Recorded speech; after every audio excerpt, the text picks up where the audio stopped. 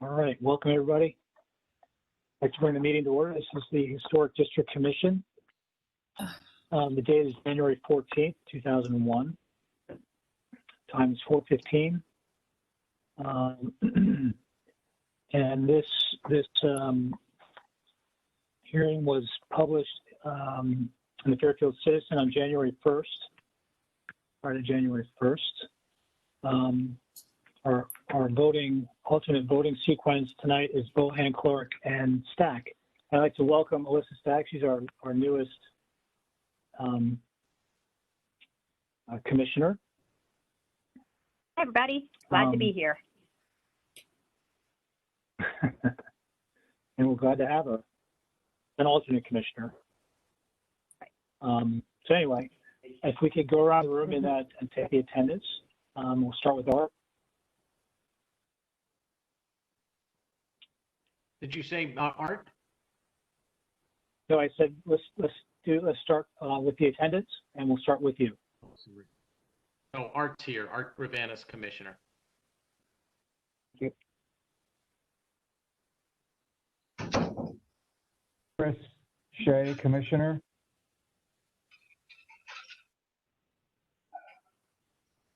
Darren Locke, Commissioner. George.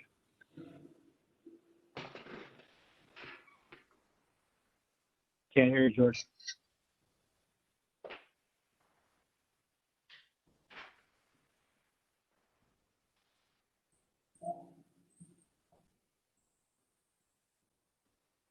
Jim. I'm sorry, I stepped out. James D. Bohan, alternate commissioner. Thank you. And Alyssa. Stack, alternate commissioner. Thank you.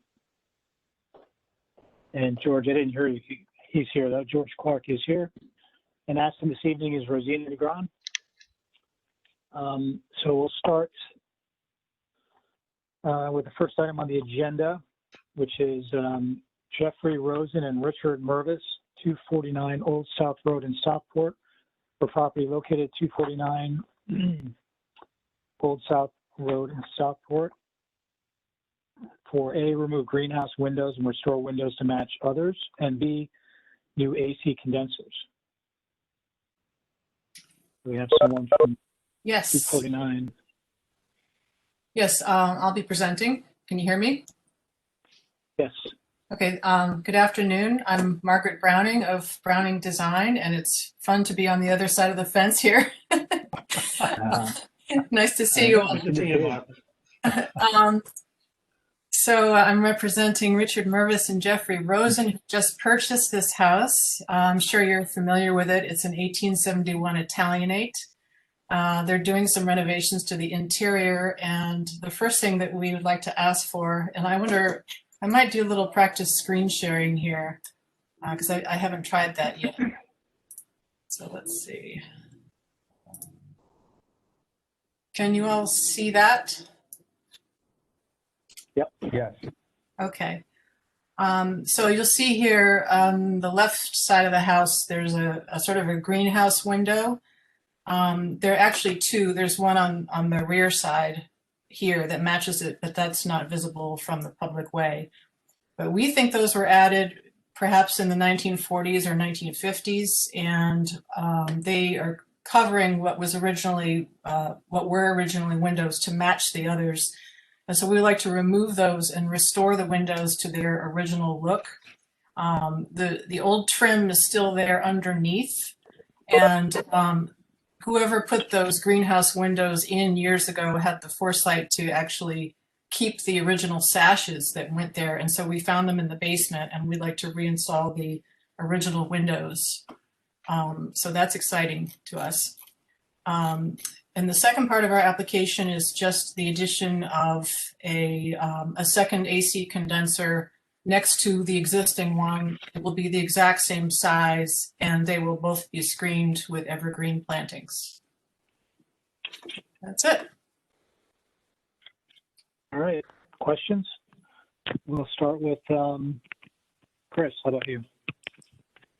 Sure.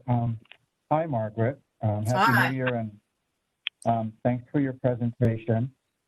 I'm curious, the location of that proposed condenser seems to be in front of a basement sash, Mhm. and it's also looks to be below an existing window, and I'm wondering if that is permittable. Yes, there shouldn't be a problem putting it below the window.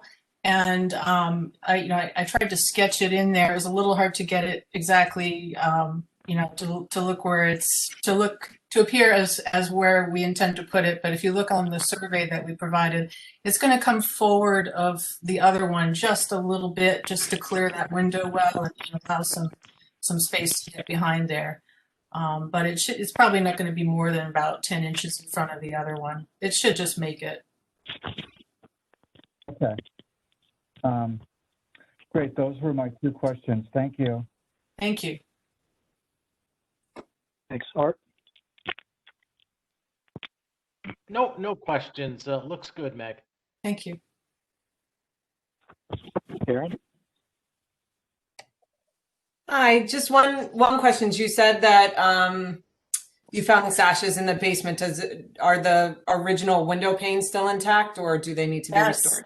Yes. And I will admit that they actually went ahead and reinstalled them from the interior, which was surprisingly fast. So they got them back in, and we're anticipating that we'll be able to take those greenhouse windows off. So they're all set to go. Oh, fantastic. All right, Yeah. that was the only question I had. It's great when you find stuff in the basement. It was fantastic. I was excited. Jim? No questions. Okay, George?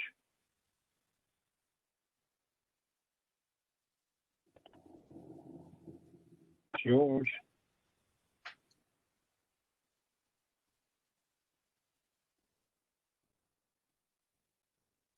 George, you there?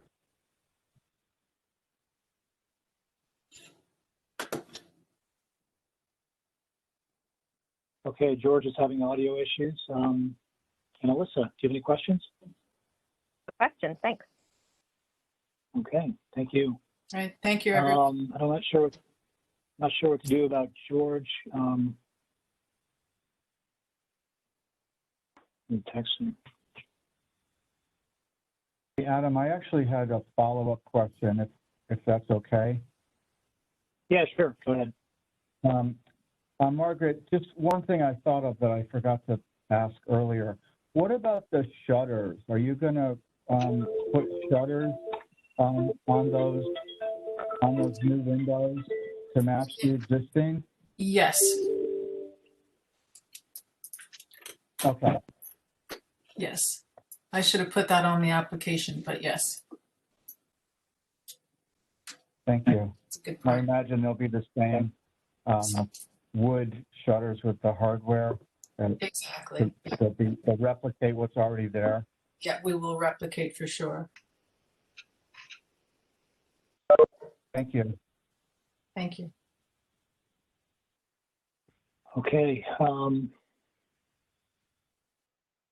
George seems to have left the building, so he's not voting on this application anyway. Jim, and you're voting on this application, just for your knowledge. Okay, thank you. And I didn't get any emails or phone calls in favor of this application, and I didn't receive anything against it. So this hearing is closed. Thank you, Margaret. Thank you, everyone. Next item on the agenda is Southport Congregational Church, 524 Pequot Avenue in Southport, for property located at 524 Pequot Avenue in Southport. And it is for new metal railings. Can you hear me, Adam? Hi, Jack. Yep. Hi, Adam, and everybody. Happy New Year. It's Jack Franzen here, and I'm representing the Southport Congregational Church on this application. The church, as you may know, it was built in 1875, The architects replaced an earlier church that was on the same site. There was a Greek revival style church. And the architects were Lambert and Bonnell, who did a bunch of work in Bridgeport and Fairfield. It's a beautiful old church.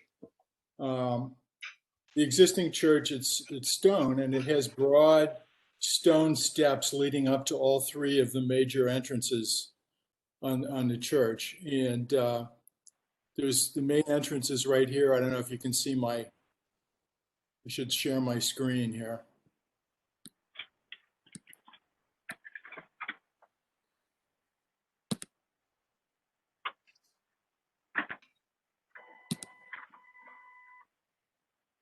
Can you see this? Yep. Yeah, so the main steps are here.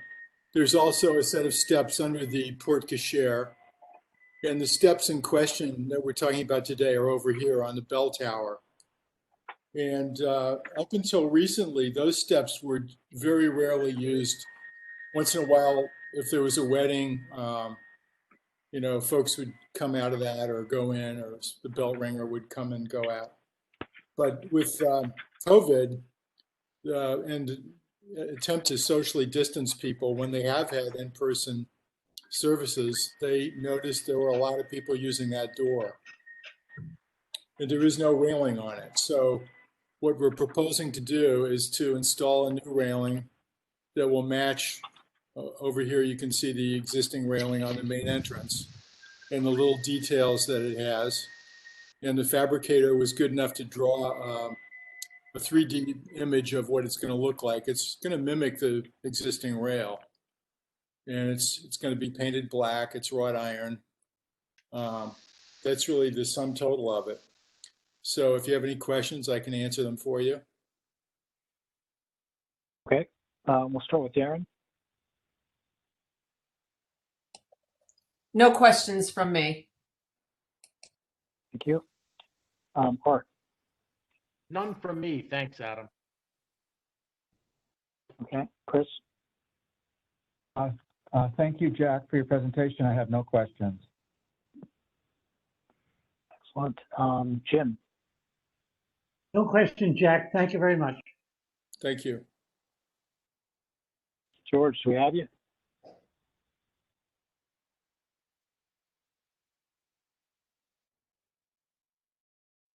I could see him before and then he disappeared. Hey, here, is that all right? Yeah, he's Yeah, no, Jack, nice presentation. No, looks nice. No questions. Okay. All right, come back. Okay, thank you, George. And Alyssa, any questions? Thank you. No questions for me, thanks. Okay, and George, you're going to be voting on this application? Yep. So you know, fine. Jack, I don't have any questions either. I did not receive any letters in favor of this application. I didn't receive any letters opposing this application, so the hearing's closed. Thank you. Thank you very much. Next item on the agenda is Robert and Emilia Johnson, 187 Westway Road in Southport, for property located at 187 Westway Road in Southport. And the application is for, where is it? A, path lights, B, surface lights at port ceiling, and C, flagpole light. Good afternoon. It's Jack Franzen again. I'm here to represent Rob and Mia Johnson, who own 187 Westway. And I'm going to share my screen again. And I will pull up the PDF here.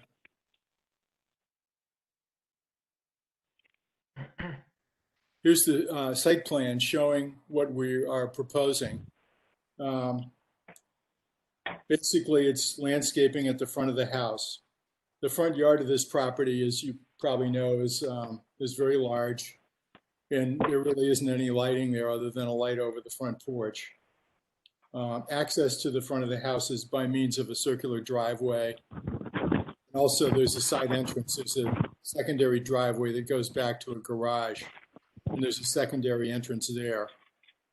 The main entrance has a very short T-shaped stone path leading up to it, and the side entrance has stepping stones that connect it to the circular driveway, and also a short path connecting it to the secondary driveway. And what we're proposing here is to use 3 pairs of lights to illuminate the pathway. 1 pair will go on the T-shaped pathway leading to the front door. Another pair will go at the beginning of the stepping stone pathway leading to the secondary door. That's over here. And then the 3rd pair will go at the end of that pathway leading to the secondary door. The lights that we're proposing to use are made by Aurora. I haven't used these lights before, but they intrigue me because they're very short. They're only 8 inches high, and they come in dark bronze, and they come in different arrays. And we're planning to use the 180-degree array, which is the one that you can basically direct a light horizontally. And I think the way it works is there's a light source down in the can, and it shoots up, and there's like a parabolic mirror that shoots the light out horizontally. So it's very soft, low light. If you didn't mow your lawn, maybe you wouldn't even see it. But it's I think a very unobtrusive and attractive light that will sort of disappear on that front yard, which does not have a lot of vegetation other than the 300-year-old oak tree and the 300-year-old maple tree. There's additional lighting proposed. There's a covered porch on the front of the house that does not have a sidewalk or a pathway, but it does have doors. So by code, you have to have lights there. And what we want to do is install 2 of these heritage indoor-outdoor ceiling lights. They're dark bronze and they have seated glass. They're 12 inches by 12 inches and about 5 inches deep. There'll be 2 of those. The third part of the application, there is an existing flagpole on the westerly side of the circular driveway, and we want to put a well light on the flagpole. Normally, I think they recommend 3 lights, but in the historic district, I think 1 light is just fine. We actually did the flagpole light down at Yacht Yard about 30 years ago, and we just used 1 single light. It was very, very similar light. That light, it goes in a well. So the only thing that is above ground is the rim and the lens on the light. It has a 100-watt par lamp.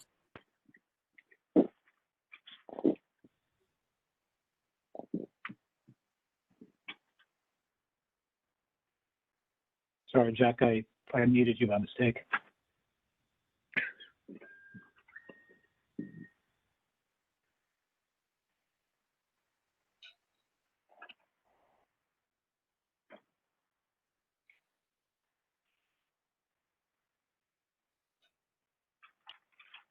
Jack, can you hear me? You have to unmute yourself. Sorry.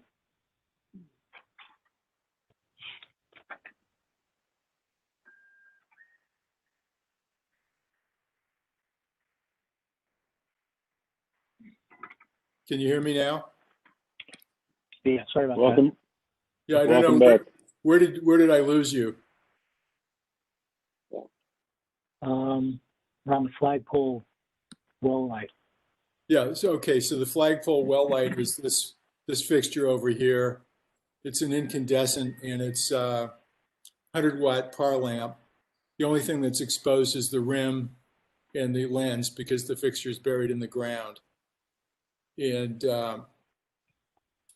those are the 3 parts of the application. I did want to tell you the illumination on the Aurora lights is a 2700 Kelvin LED. So it's the color temperature that mimics incandescent light. Happy to answer any questions that you have. Okay, thanks, Jack. I just want to ask the commissioners and anyone else who's in the meeting to mute themselves if they're not talking, just so that we don't hear any background noise. Somebody has a whistling noise. But anyway, do you have any questions?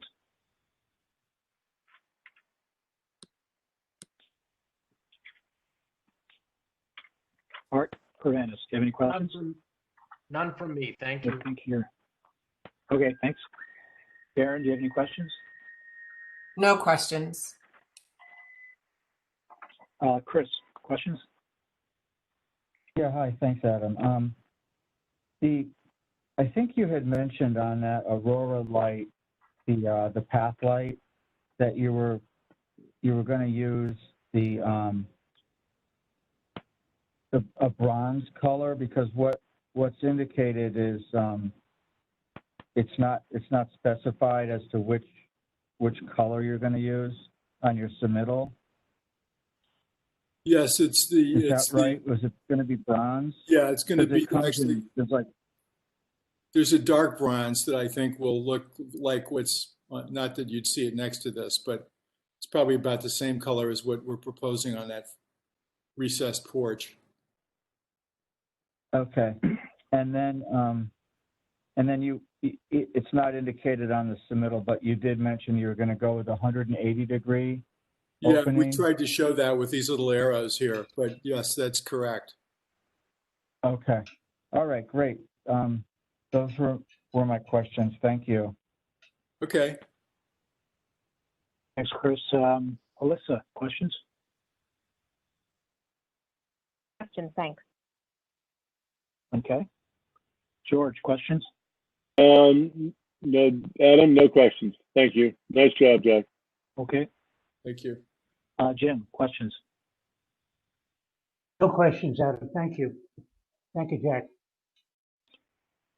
Okay.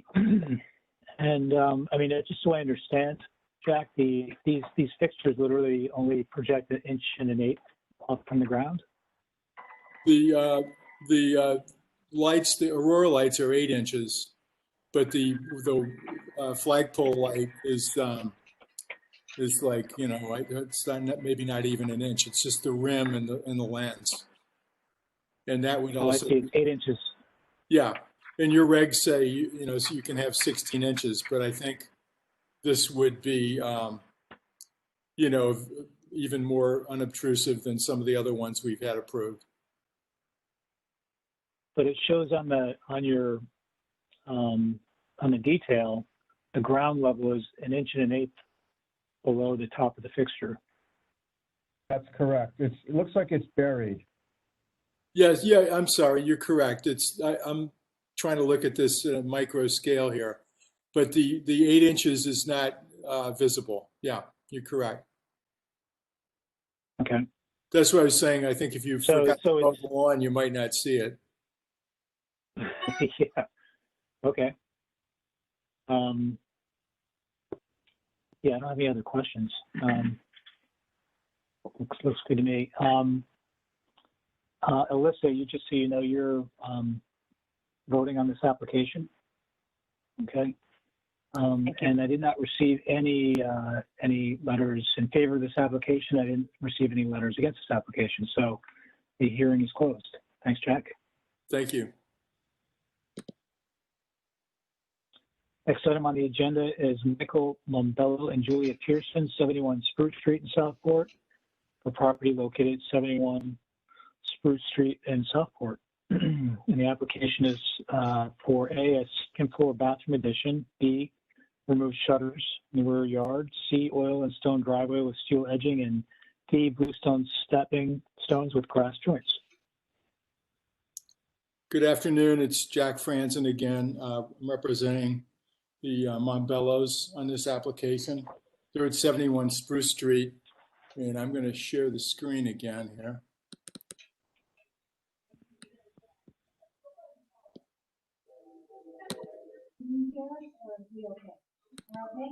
I'm going to ask again, can I turn off your mic if you're not talking, please?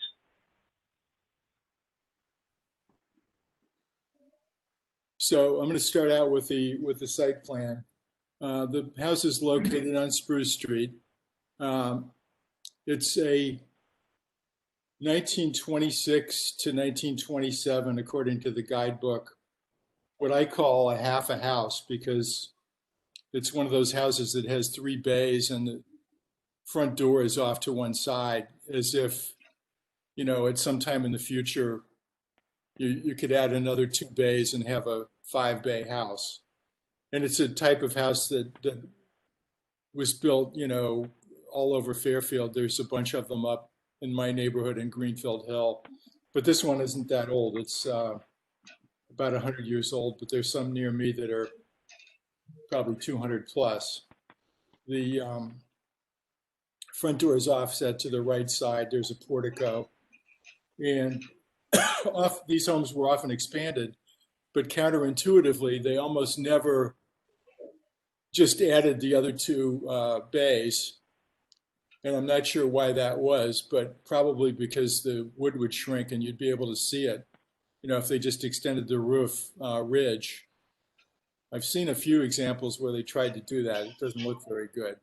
And in this case, you couldn't do it anyway because the door's on the side of the property where there's very little land left. The Montbellas want to add some space on the second floor. And what we're proposing to do is add a 1-story addition on top of the existing small addition, which you can see here. So here's the front of the house as it exists. This is as we propose. So it's really a 1-bay addition, and the roof line is held down, significantly so that it subordinates to the older house. You can see here how it steps down. We didn't want to lose that cornice line of the old house. That's the proposed side elevation. This is the proposed rear elevation. The siding, the roofing, the eave, the frieze trim on the addition will match the existing. The materials will all be wood. The roof slope will be the same as the main roof slope. The roof slope on the existing addition does not harmonize with the existing roof, probably because they were worried about hitting these window sills.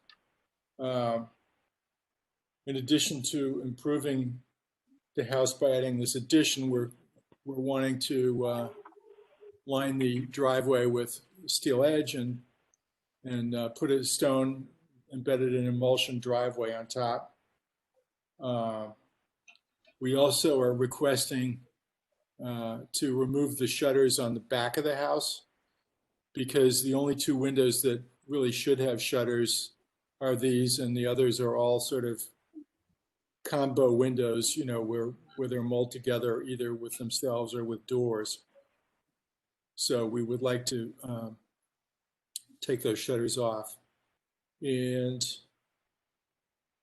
I mentioned the driveway. I think that's it. I'll be happy to answer any questions that you have. All right, thanks, Jack. Art, any questions? None for me, thank you. Sorry, I can't hear you, Art. Did you? No questions? I was unmuting and muting Adam. No question. Okay, thanks. Chris? I have no questions. Thank you. Okay. Darren? No questions from me. Okay. Alyssa? Yes, I do have a question. I'm curious, are you removing the shutters from the back purely for aesthetics, or do you intend to repurpose them on the front of the house within the addition? They would like to remove them, and we brought up we suggested that they might want to have shutters on the new window on the second floor, but they did not want them, and I'm not sure that it makes any difference. I mean, maybe it helps to differentiate the addition from the older part of the house. And I should explain that the small window on the first floor, which doesn't have any shutters, the reason that window is so small is there's a toilet right underneath it. It's a bathroom. So I think they probably felt that since that window had no shutters, the one above shouldn't either. Okay, thank you. Thank you. Jim? Yeah, Jack, is the original house shingle, and is the addition going to be shingle also? That's correct. Okay, thank you. No other questions, Jack. Thank you. George? Jack, question on the new end. Are you going to put shutters on the windows that are on the end of the house, or leave them off? The proposal is only to have shutters on the front of the house, and that's it. So where you have them on those upper two windows today, those won't be repeated. So I believe that if you see on the existing addition, there's no shutters on those windows, but these windows that have shutters, those will be removed, or they'll be covered up. Yeah, right. They'll be covered up. Yeah. Okay. I'm done. Thanks, Jack. Thank you. Okay. I don't have any questions, Jack. Well, I do. I have one question. Is that rear elevation really visible? Well, I In the think street or public way? we applied to the HTC earlier this year for this set of doors because I from the think train when I station spoke parking lot. in the wintertime, you can see it from quite a distance. But yeah, it's, I guess by your standards, it is visible, but not extremely. Yeah, from the parking lot. Yeah, from the train station parking lot. Yeah. Exactly. Okay. I don't have any other questions, and I did not receive any letters in favor of this application, and I did not receive any letters opposing this application. So the hearing is closed. Thanks, Jack. Thank you. And the next item on the agenda is David and Elizabeth Barrett, 114 Westway Road in Southport, for property located at 114 Westway Road in Southport. The application is for a relocate previously approved pool mechanicals. Good afternoon. It's Jack Franson again. I'm representing the Barretts on this application, and I'm going to share the screen again.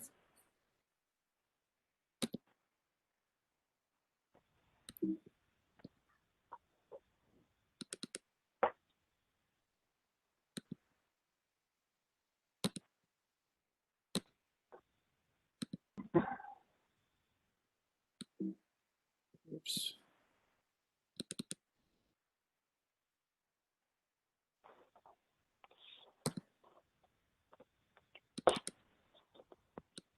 There we go.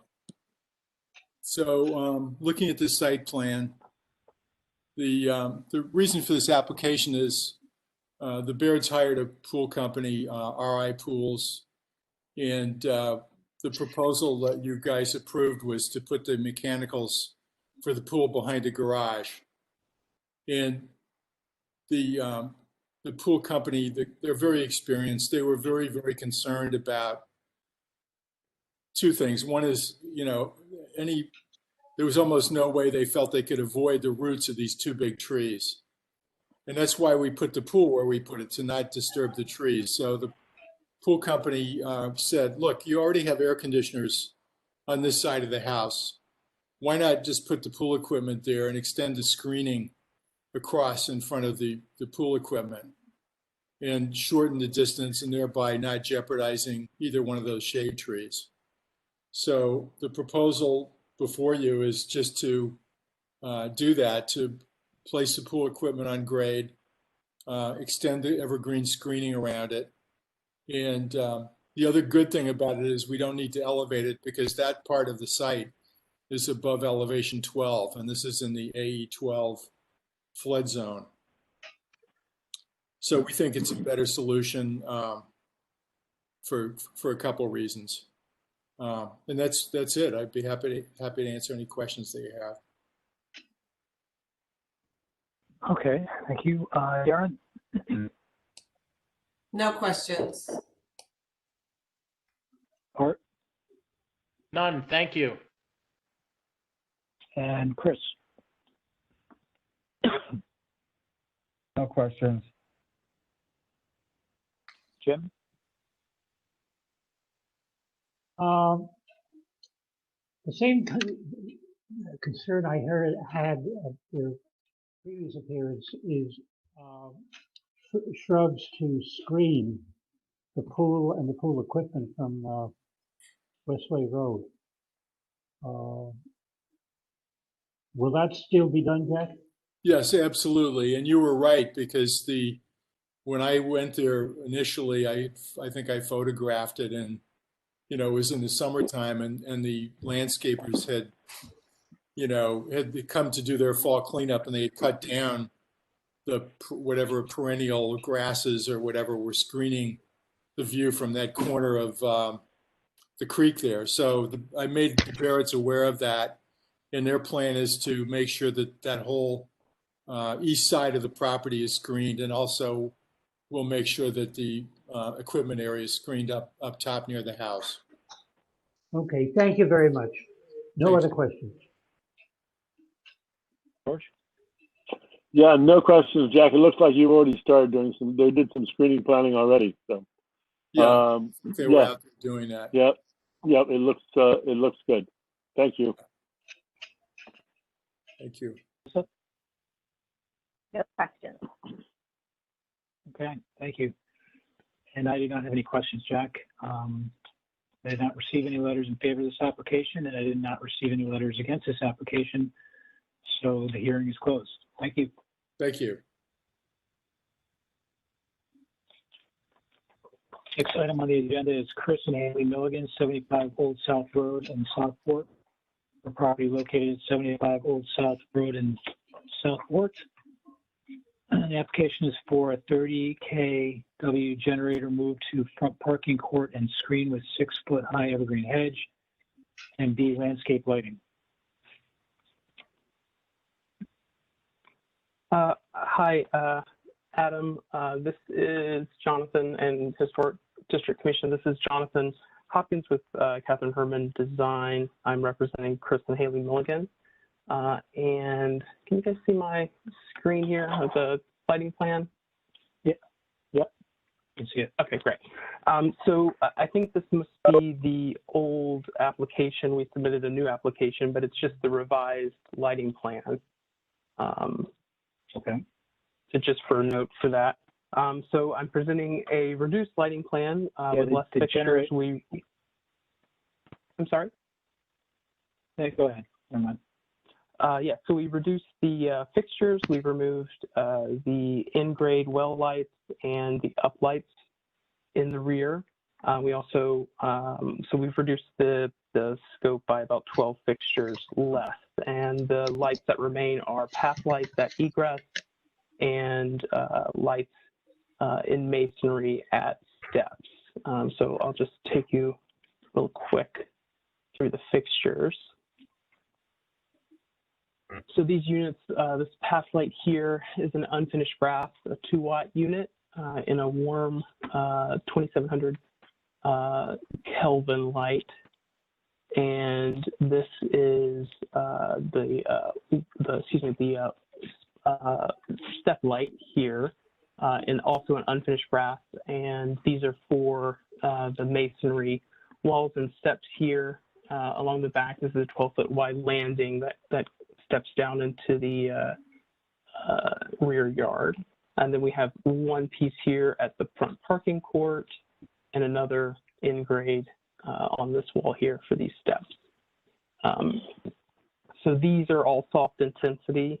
They don't cast, and they're also, both fixtures with the light engine are fully dimmable from the intensity. So as we go out there and install, we'll go back again and adjust that as needed. We also reduced the number of lights in the pool. We originally had 3, we took out 1 there, and then let me zoom in here so we can get a better understanding of the space. So step lights here coming from the house. We have a path light here on this set of stairs, and then each dot here represents a grade change. And we've rotated each fixture to cast on that changing grade. so you have a little bit better orientation through the rear garden. And then we also have them at the fence here, the pool code fence, and then 2 at path lights at the entry.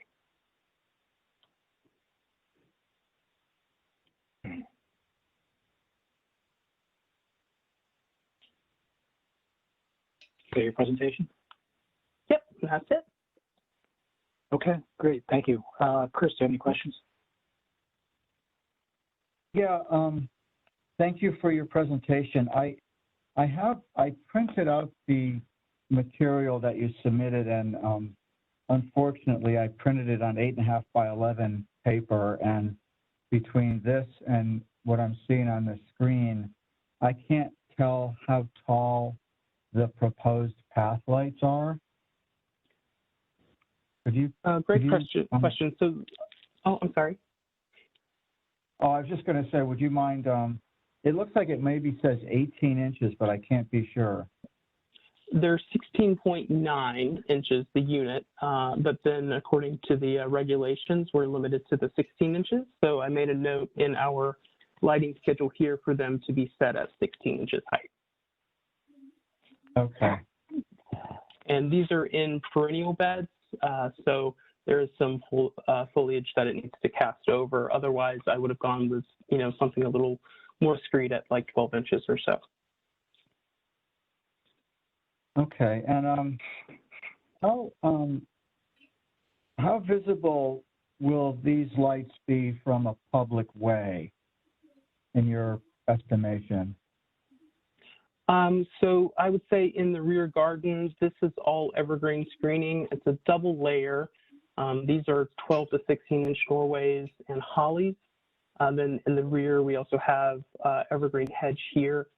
As I said, we rotated every fixture so that it's not in the direction of the property line, so it's casting away. In the front, the only units I say that you might see would maybe be the entry lights. And those are behind 2 boxwood here.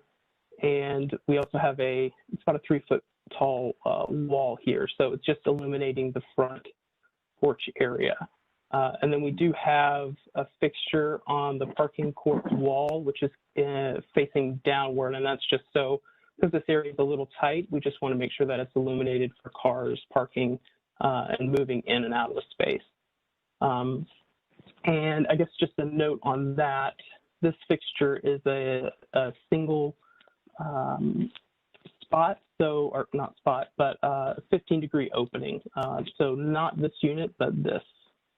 So it's directional. So we don't really have a bleed other than where we'd like it for it to go. Okay, thank you. And then I had one other question. It looked like perhaps there was another item on the agenda. But perhaps I am wrong about that. Yeah, the generator shouldn't be on there. The generator? Chris, you're talking about the generator? Yeah, that shouldn't be on there. Oh, okay. Not sure how that happened. But... Okay. All right, then that's the extent of my questions. Thank you very much. Thank you for your questions. Art, do you have any questions? I don't. Thank you, Adam. Okay. Aaron, do you have any questions? No questions for. Okay. George, do you have any questions? No questions for me. I guess I'm on this one, right? Yes, you are. Correct. Okay. Oh, wait. Thank you. Actually, you're not on this one. You're on 114 Westway, the last application. Okay. Okay. No questions. Okay. Jim, do you have any questions?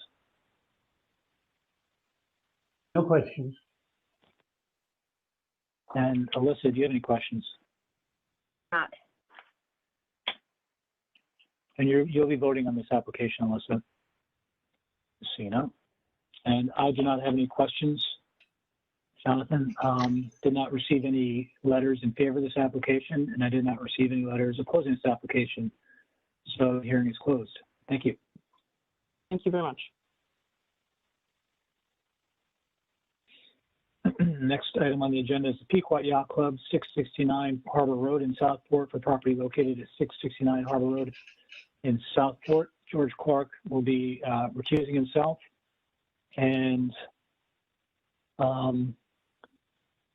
Jim Bohan and Alyssa will both be putting on this application. We have someone here for the Yacht Club. Yes, you have to let me in. Barbara Geddes, I'm here, but I'm in the waiting room. I'm sorry, how do I see? I'm Barbara Geddes, I'm in the waiting room. Yeah, I hear you. I'm not sure why. The meeting's not locked. Yeah, I've been in the waiting room. I'm listening to you, and hopefully I can share a screen if you can give me video. Hello? Yeah, I don't know how to get you Okay. music on. Can you sure you're in the waiting room? It says we've let the host know you're here. Town of Fairfield virtual meeting room. I mean, if you can hear me, I can talk with you, but I'd love to show you our drawings, and I'd love to show you a drawing we found from 1926, which I think you would love. So how can we do this? We need to see your... Right. It says it in the waiting room. So does it say, is there someone who can admit me? I don't know. Adam, can you share the document? I see. I can. Maybe we'll have to do it that way. Can you see? Mm-hmm. You can see our screen? I can't see anything. So, okay, but I can go through my own drawing. Can you at least maybe hear you should me? try and maybe you should try to rejoin the meeting. All right, I'll do that. But I can't see him. It says you're part of the meeting, but I mean, I can move you to the lobby. All right, so I'll just give you 2 minutes, and then I'm going to reboot, if that's okay. So, good afternoon, Barbara Geddes. We'll go on. Yes? Hello?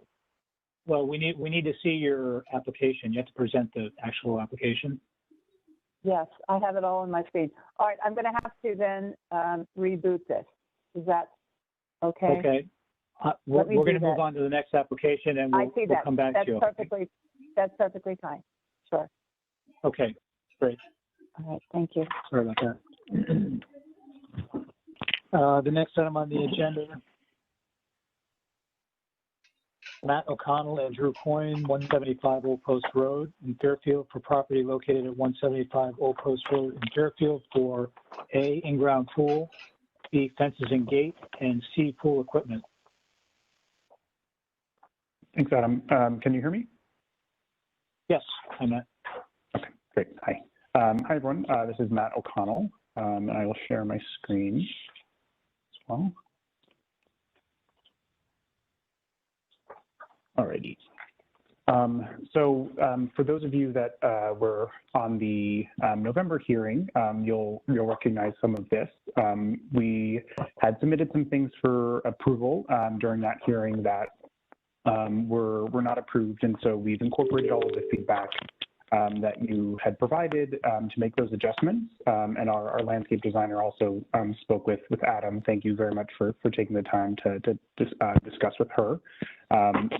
And so the things we're going to be, I'll go over today in terms of what we've adjusted were the fence material, as well as the gate location and the material of the gate.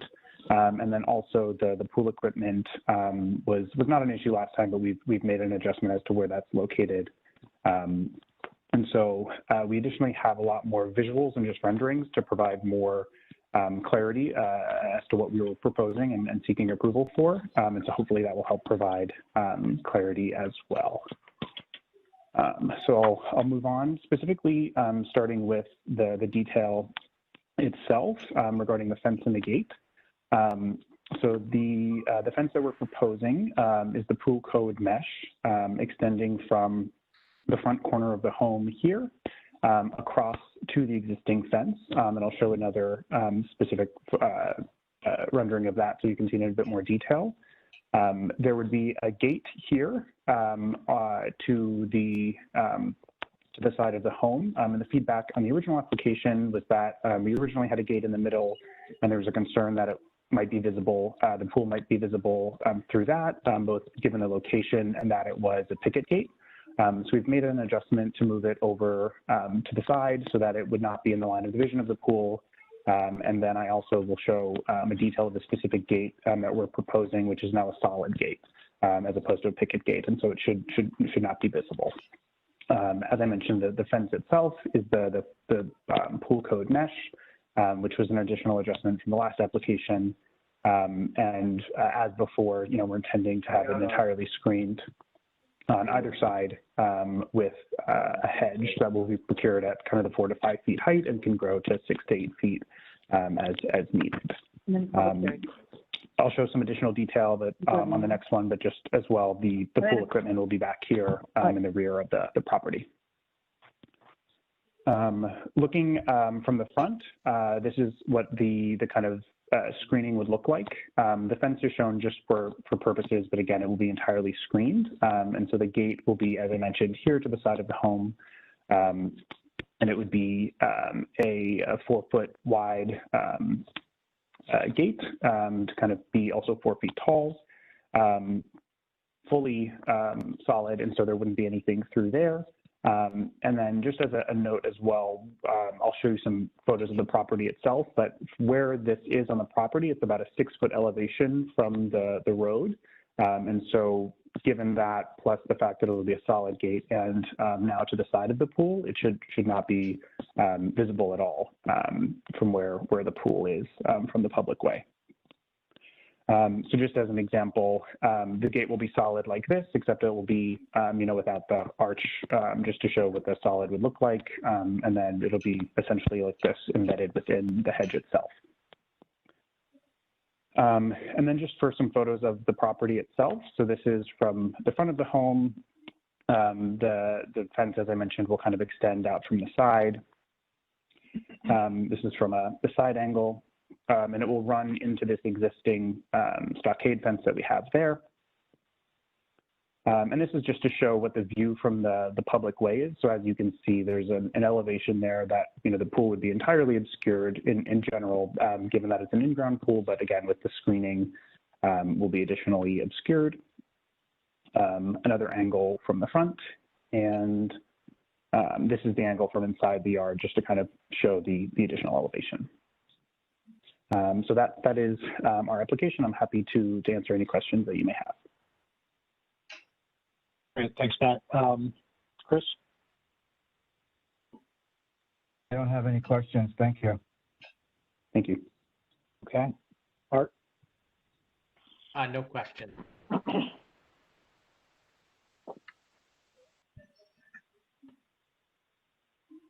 Art, do you have any questions? I said no questions. Okay, thank you. And Darren? That was a great presentation. I have no questions. Thank you. Jim? Matt, thank you very much. No questions. Good luck with it. Okay. Thanks. George? Matt, nice presentation and good modifications. No questions. Thank you, George. You're going to be voting on this application. That's fine. And Yep. Alyssa, do you have any questions? I have no questions. Thank All you. right, thank you. And Matt, I do not have any questions. I think I think it's a much better application than the first time. I think it addressed all our issues. So thank you for that. And Sure. I did not receive any letters in favor of this application. I didn't receive any letters opposing this application. So the hearing's closed. Thank you. Thank you very much. And we'll go back to the Pequot Library, 669 Harbor Road in Southport for property located at 669 Harbor Road in Southport for A, a new cupola, B, new guardrail, and C, replace deck. And George, again, is recused, and Jim and Alyssa will be voting on this application. And did we I have rebooted. I have rebooted, if you can hear me. I am still in the waiting room. Our clients, Jen and Bauman, are going to boot up their drawings since I seem to still be in the waiting room. I guess the moderator says it has to let me in, but we have 7 drawings. This is Bauman's arm. I'm going to try to see if I can share.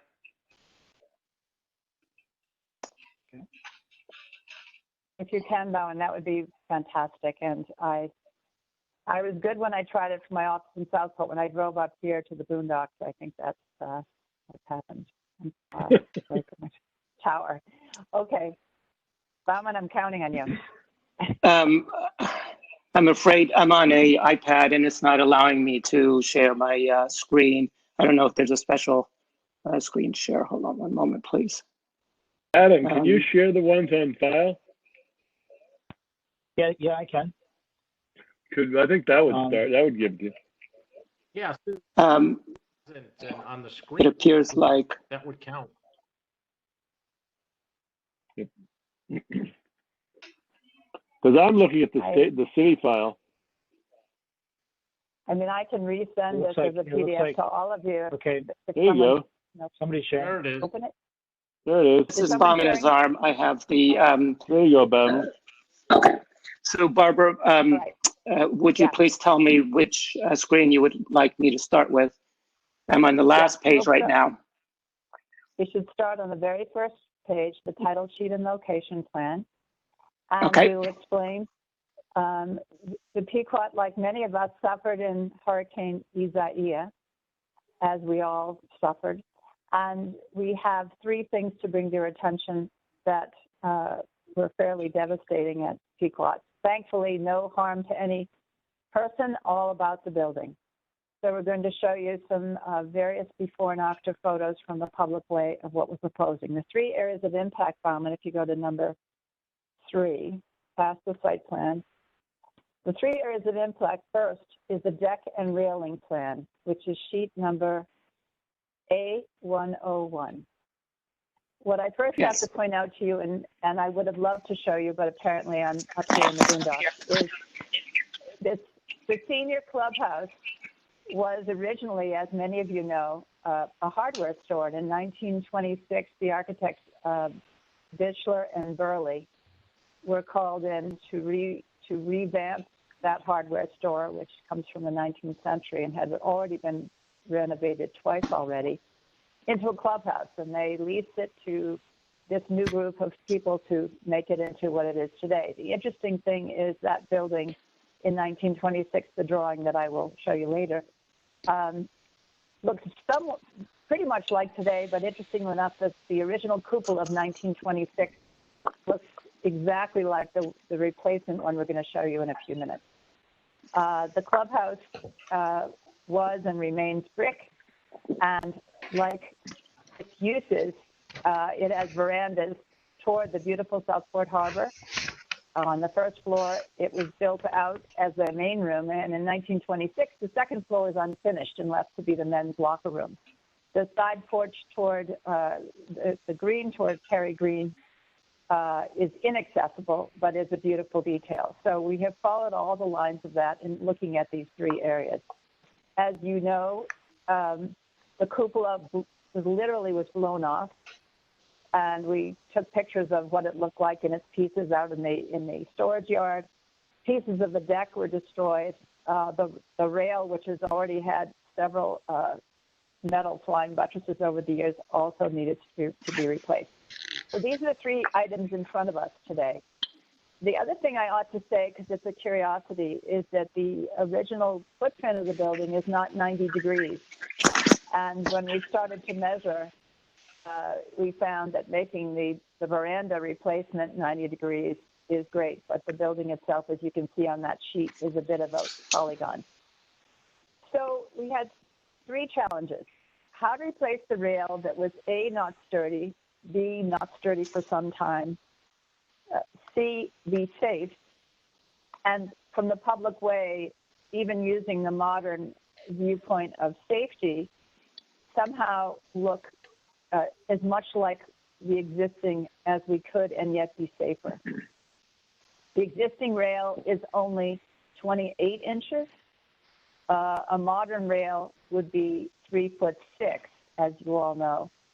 But we love the design of the original rail. The other reality of modern rails is there's a rule about the 4-inch sphere, that you can't have any opening bigger than 4 inches for reasons involving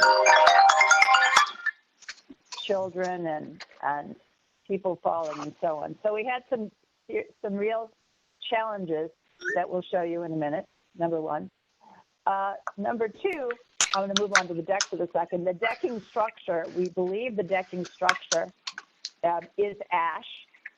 We're not 100% knowledgeable whether it's ash, but we have looked at the support to replace that surface with something more resilient. And we examined a number of materials, including mahogany, which doesn't really hold up to Southport Harbor.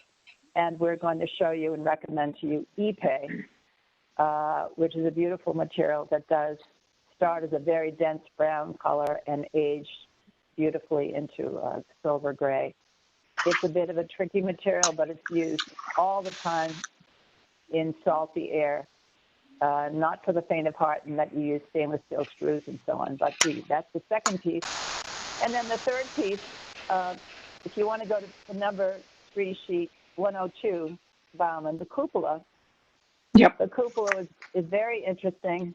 The cupola is an octagon at its base, and it literally blew off, and was, interestingly enough, we discovered the top of the cupola, which appeared to be gold, was in fact painted probably with 14-karat gold, but underneath that was copper, natural copper. So we will show you our replacement for that third element. Let's go to the next sheet because I think it's very important. It's the exterior photos, A200. And yes, they're on there. They're on there, okay. So the historic west elevation with the original cupola, as you can see, the smaller veranda facing the green is 3 bays. And what's really clever about Bischler and Burley's work is that you think that all those sizes of those beautiful crossings and the pieces of the deck of the railing are the same. They're not. It's an optical illusion that they're the same. There are no two the same, in fact, very interestingly enough. But the posts of the veranda on the harbor do post up over the columns, which is lovely. The awning, which we're not talking about tonight, for years has been this kind of a transient structure, which has its own metal impermanent pieces that do not align with that. But as you can see, when you look to the right, the temporary cupola, the core building doesn't look like it really got topped off. And as you look below at the photo of the cupola in its gold, painted gold form, it really did take off, literally take off. But I want you to pay attention to the size of the louvers in the cupola because those turn out to be rather important. Let's go to the next sheet, which is A201. Thank you. So these are our drawings, taking photos that I took walking down to my office to show you what our replacement cupola would look like. We did it in Photoshop, and we did it working with a steeple and cupola company that we work on, because as you may know, we work on a lot of churches and nonprofits and community buildings, and we've had very good luck with the cupola steeple building company. And one of their models of the cupola was literally identical to the Bischler and Burley original drawing. Curiously enough, your own cupola at Pequot has slightly shorter louvers. And one of the things that would have been helpful and is now going to be helpful to Pequot is to have a little bit more ventilation on its top floor. So the cupola, the existing west elevation, the proposed west elevation, show both the proposed replacement cupola. Rather than painting it gold, we're going to go back to the beginning and let it be, once again, natural copper. It will oxidize, and we all know what oxidized copper looks like, but I think we feel rather strongly, I think Pequot feels rather strongly that's the right thing to do. And you also see in the existing west and the proposed west elevation our rail. So our rail design is taking the subdivisions of the architect, raising the rail up to meet the 3'6", but from the public way, when you're looking up at it, to get very close to a similar profile. And yet within the subdivisions to be just under the 4-inch sphere code limitation.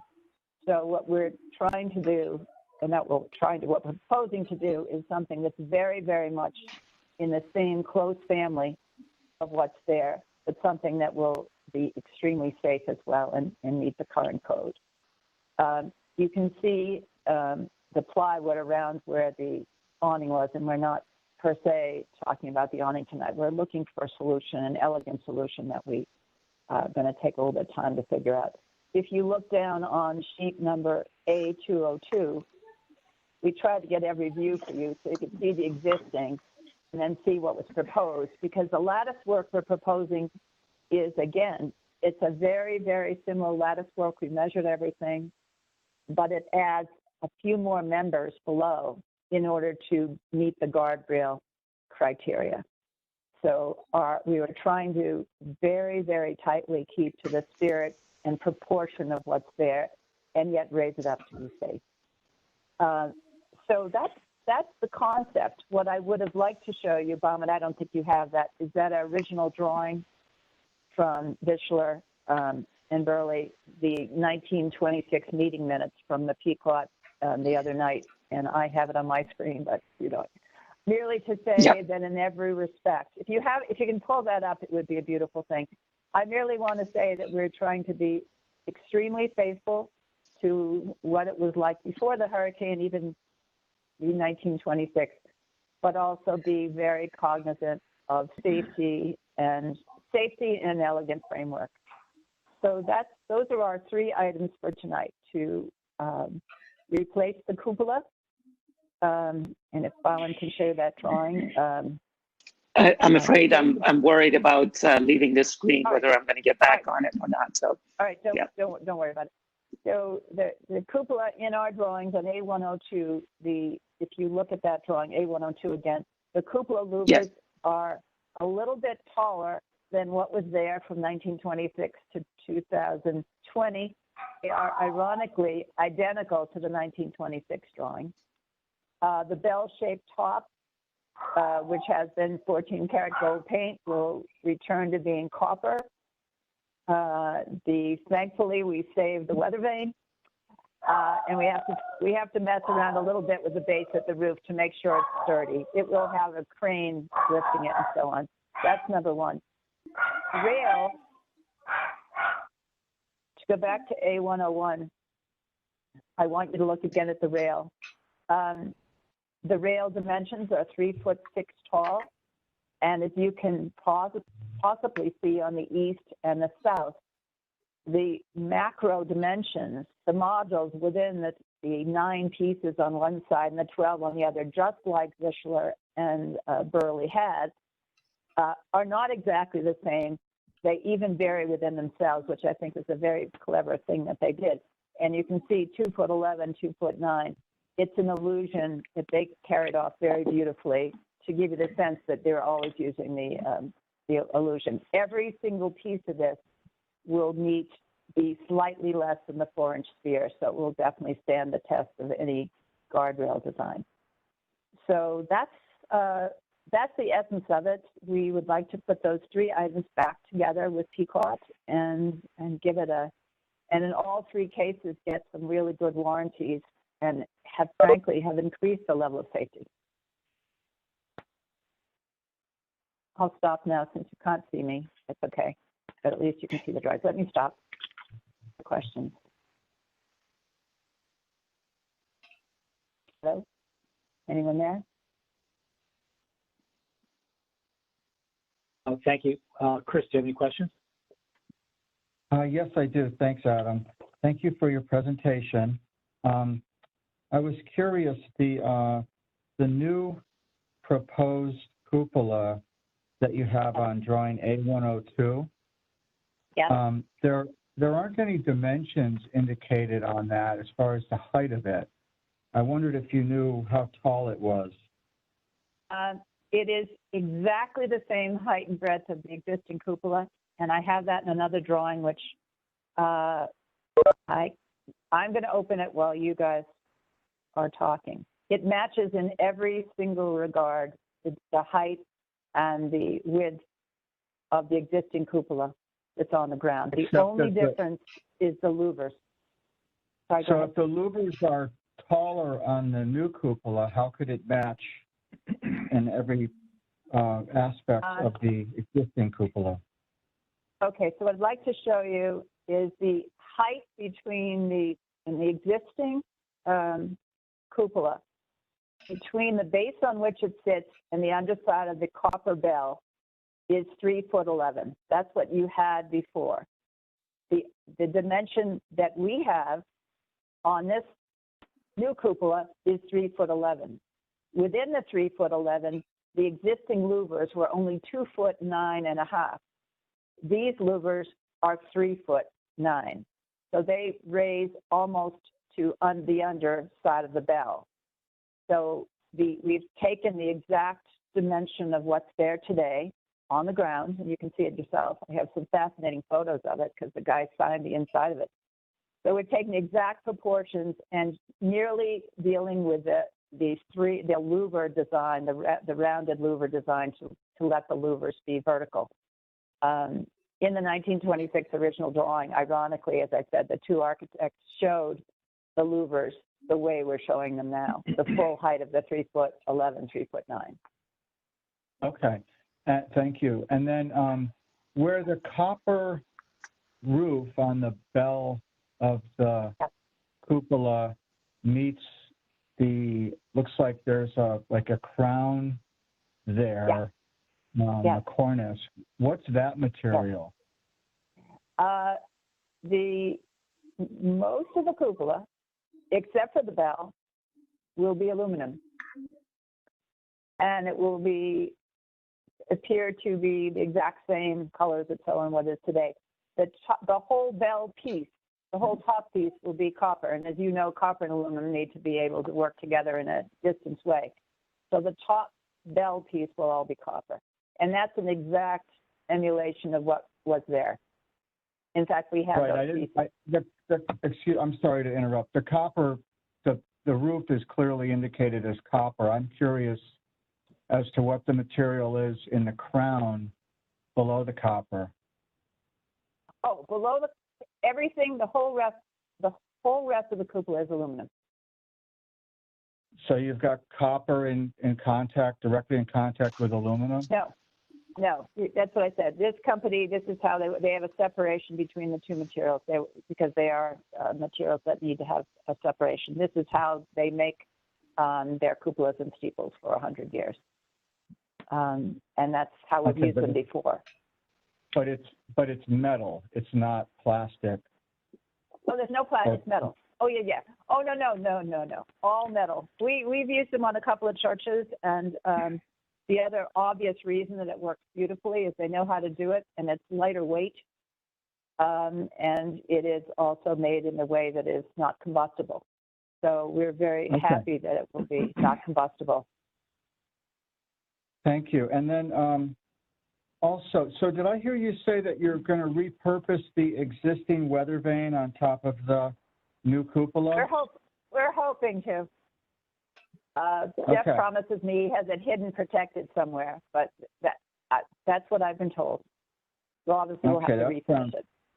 That sounds great. And then on drawing A200, the elevation 2, which shows the new cupola, it looks like there's a little kind of finials on the outside corners of the base that the cupola actually sits on.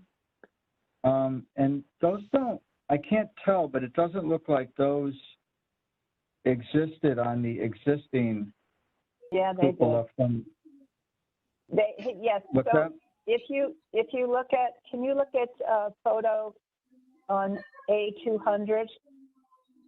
Yes, Yeah, I we're am there looking at now. it. Right. Do you see those little urn-like objects? I do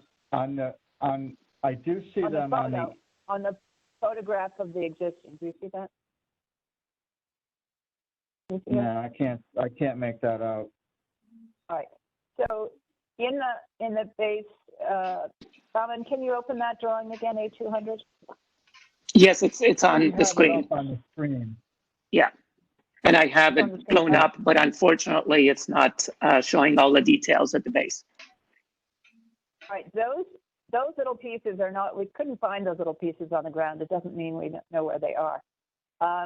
We were electing, with the input of the Pequot, not to bring those back because we don't have a model of it. It's not on the original drawings. I don't have one to emulate, and I don't. I mean, interestingly enough, if you look at the old photos, you can't see that really, but in that Right. one photo you can. And I looked for them on the ground, and I don't think I found them. I think we elected not to add them back.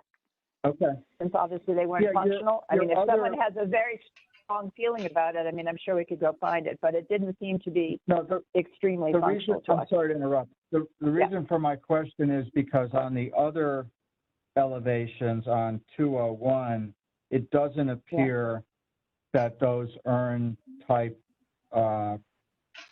elements are on the base. So that's why I'm asking. Okay, so you're correct and astute in that our drawing of what we're proposing, which is on 102, we're not showing those extra 4 little urn-like objects. Okay, and then my other question on the guardrail. Yeah. You're indicating that it's 42 inches tall, and is that the minimum height that can be by code? Yes. Yes. Yes. So I know. 36 is not. Yes. 36 inches is not the minimum? No, it's 3'6". Yes. I think the difference is between commercial and residential. The residential, you're allowed to have 36 inches. Commercial is 42. If you're in your home and you have a porch, it doesn't have to be 3'6", but this is not a residential use. And our hope and desire is that the members will continue to enjoy this as they have for years, since 1926. And clearly, thank you. It's a place of assembly. It's a place of assembly. Yeah. Okay. And then the other question is, you do indicate that that's a stainless steel railing. Are the posts and the other components of the guardrail also stainless steel? Or if not, what are they made of? Yes. We had a very interesting odyssey of thinking on this. We looked to see what was the most resilient wood that we could possibly use, and the answer is not EK, which can only be a horizontal surface. Clearly, it can't be. Clearly, most of us having a lot of experience with mahogany, even mahogany doesn't hold up. And we were trying to get something that would be extremely strong, would hold up and be warranted in terms of its finish and really hold up to the salt water spray. I lived on the harbor myself for 17 years with my mahogany deck, and I can tell you it didn't hold up, as beautifully built as it was. So non-intuitively, we looked at a whole bunch of rails, including faux materials, which I have a picture of, not a picture, I have an actual sample of that we looked at because someone would ask us to. We all rejected it for all the obvious reasons. And then we started researching other materials and said, and it was suggested in one of our group sessions, what if you made it out of factory finished, ESP finished stainless steel, that would be the right solution for 20 years. It's stronger. It would look exactly like the wood rail in every way. And we said, prove it. And the fellow did us a drawing and said, yes, it would look exactly like this. He sent us some samples of tubular stainless. And we came around to believing that this was not only the best, it was probably the most resilient material. I'm a wood person myself, but I'm certainly not a faux person, but metal to me is also a suitable material. The other advantage of it, in addition to it being very strong, if you remember Pequot, the Pequot rail, now you can look at it now, there are outriggers on the wooden rails to keep it from torquing. So we have every sense that this will be a stronger entity. Plus, because we have tubular material in some parts of it, we can run electrical should we need it. We can run other things through it as we explore whatever technology might need here. So we came to the interesting and non-intuitive solution that a long warranted, beautifully finished, I'll call it painted, but in quotation marks, a finished white stainless steel would be the best solution for a coastal, windy, salty environment above the Ipe deck. Okay. Well, thank you very much for your answers to my questions. I really appreciate it, and that's the end of my questioning. Okay. Thanks, Chris. Art, do you have any questions? Absolutely terrific presentation in all respects. I wish I could see you and clap or something, but no, not today. I moved off the harbor 2-3 years ago up here in the boondocks, and obviously I need to go back to the harbor. Okay, Darren, do you have any questions? No questions. Thank you. I have one. I think I asked Darren questions. Yeah, I have one. So on page A101, on the two schematics of the rails, the top one, it looks like that central square has crossbars in all of them except on the left-hand third. I didn't know if that was purposeful or if that section was indeed going to be different than the rest of the rail. Okay, I couldn't quite hear you. So I didn't quite hear what you said, but do you notice, can you see the dimensions across the horizontal? Yeah, it doesn't have to do with the dimensions. So do you see how it says 8 foot 2.5, 8 foot 5.5, 8 foot 5.5? I think, I'm sorry, Barbara, I believe the answer is that particular one is actually going to be butted up against the building. And therefore, it's actually ones that's sliced in half. And that's why you're seeing a half a piece. Okay, sorry, I couldn't hear that. Yeah. Oh, no, that's not what I'm asking. So on each of the sections, there's the internal X that goes across the railing. And then there's a square where it has like a plus in the middle. On the left-hand third. Yes, you're correct. That's wrong. Sorry. You're brilliant. Thank you. That's called Revit went to sleep. I'm sorry. Thank you very much. So that will match the rest of the railing. No. That will all be the same, I can tell you. I'm not going to say heads will roll, but they may. Okay, yes, that will be absolutely corrected. Great. That was my only question. Thank you so much. Well, thank you. I'm sitting here in the dark without seeing you, and yes, you're 100% correct. Yes. Okay, Alyssa, do you have any questions? I don't. I just can't wait to see what it looks like when it's all put back together. I have one more thing to add that you should have asked me, so can I ask my own question or answer a volunteer question? What you should ask me is that if you look at the deck plan, we also have an open stair there. Those of you who've been up there, and that stair also has a very, very low rail, perfectly fine for residential, not so fine for this.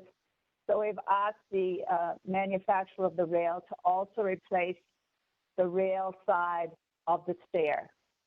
You can't see it from the public way, so it's not really your jurisdiction, but I just want you to make sure we know that safety is all the way around. So if you can see, our lovely little stair there has a rail, and you know, that stair is from another time. We can't really bring the stair 100% up to code, nor do we wish to touch it, but we do want to at least make the rail at the same height as the new rail, so that if you're moving away from the water, you'll still be protected. So I just wanted to point that out in case you wonder why we didn't comment on it. It's not in the public way, but it's certainly in the public safety domain.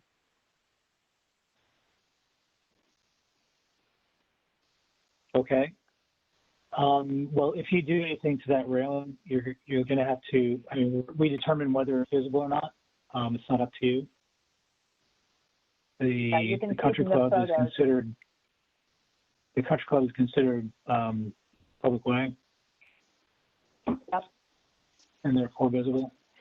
I have a couple questions on the cupola.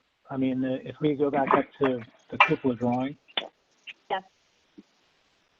Okay. I mean, I don't think, I mean, I'm looking at it and I don't see a lot of similarities except for the fact that it's a cupola and it's shaped the same way.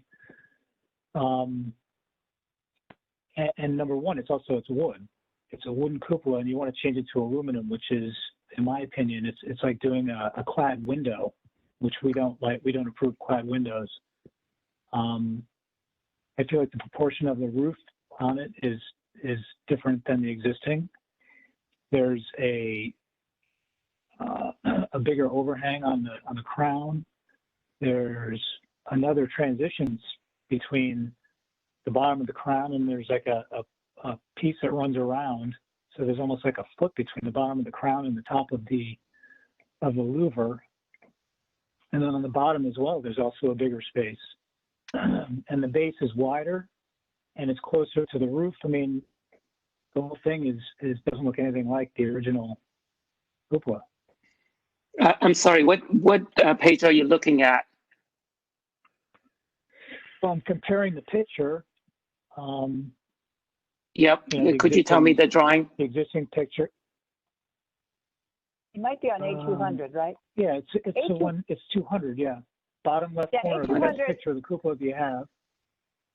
So A200 is the best photo of the cupola. Yeah. Yep. So I'm sorry. Do you mean? Do you mean the pictures on the right? And are you looking at the cupola that's there now? Is that what you're referring to? The bottom left picture. So I would say this because yes, I see what you're saying. So let me explain. So we measured the pieces of the cupola on the ground. We measured every single piece of the cupola on the ground. We drew our drawings from those measured pieces.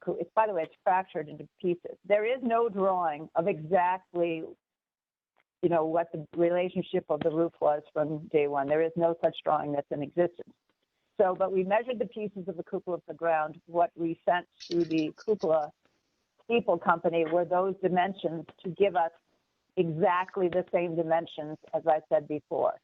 If there's some slight relationship difference between the base on which it sits, then we will, obviously we're emulating what was there. So we have no dimension from what was in that picture. I would agree visually. Now this is Photoshopped by someone in my office. This is not, you know, a construction drawing. And when she did this, I can see that you might say, oh my goodness, Barbara, what are you doing there? I will assure you that it's going to look in dimension and proportion and height the same as what's there so far as we can measure it on the ground. There is no drawing. Well, I mean, you do have a drawing of the proposed. We have a drawing to propose that was based on the pieces on the ground. That is correct. And if you think the distance between the roof is a little different, then we'll try to scale it more. But I mean, that's the idea, is that the cupola would match it in height and in breadth. That is the plan. If it doesn't appear that way to you because of, you know, my choice of photos, and maybe is there a slight difference from where the roof meets the base of it? then, that can be made so. But there's no determinate empirical way of me to prove what was there other than my eye, like your eye. And your eyes are obviously very good. And my eyes, even though I don't know what you're looking at, I'm looking at the Photoshop and I'm thinking, geez, I hope, that's based on our drawing. We don't have measured base drawings of the building, for example, an elevation of as it is.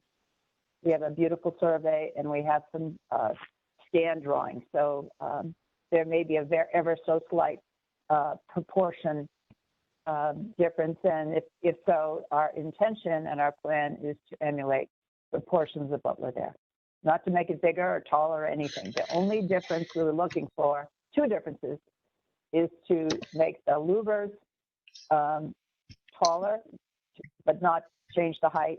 And the second thing is the four urns, the four little urns in the four corners we thought were unnecessary and might actually be something else that might blow off. So if the optical illusion or the illusion of Photoshop is not precisely correct, doesn't look right to your eyes, I will certainly go back and check it 18 times. I'm not looking at the Photoshop picture. I mean, I know you're looking at you're looking at that one photo. That one photo is the only one I have, the only really good photo I have of the cupola. The others are very hard to see. Right. I'm looking at the picture of the cupola and I'm comparing it to the drawing, the elevations. Right. That you have. Right. And that's where I'm seeing discrepancies. I mean, the problem I have is that, I mean, obviously this is a very significant detail on this building, Yes. And in my opinion, it's important. And if it's, you're going to come back and put an aluminum cupola on that doesn't look anything like, I mean, okay, it's an octagon, it has the same type of roof, but apart from that, you're taking the finials off. You're changing the proportion of the distance between the crown and the top of the louver. You're changing the dimension of the base. I mean, it had a wider base and squatter base to what you're showing now. So proportionally, my concern is that it's not the same. So that's where and then I also have, the railings on the existing deck are wood, and you're changing them to steel. So, I mean, I think, it should be replaced with wood. And then the decking, I mean, it's really, I know the decking's old, but there's only I just looked at it the other day. There's only one piece that was broken.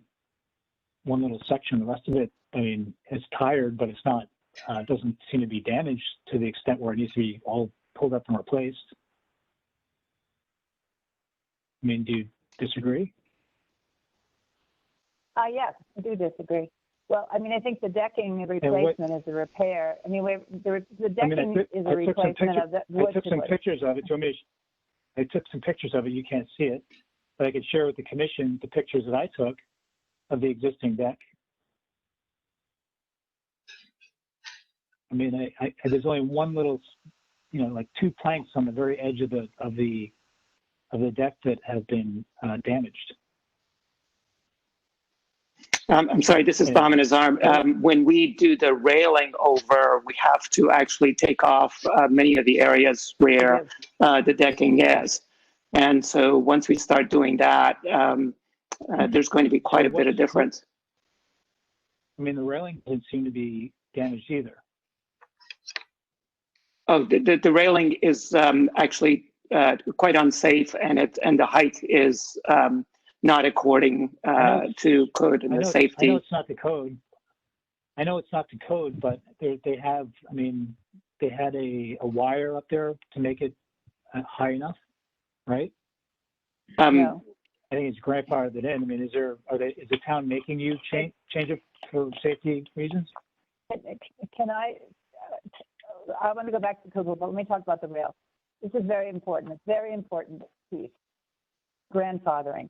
This is very, very important because I've been to the state building people various times in our historic work, and there is no grandfathering on safety for public type of buildings on things like this. There is grandfathering for aesthetic things, But there's no grandfathering for safety.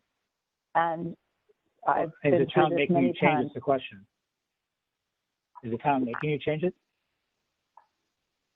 Is the town making us change? When we're replacing a rail of this type with this use, we must replace it with a rail that's the correct height for this use.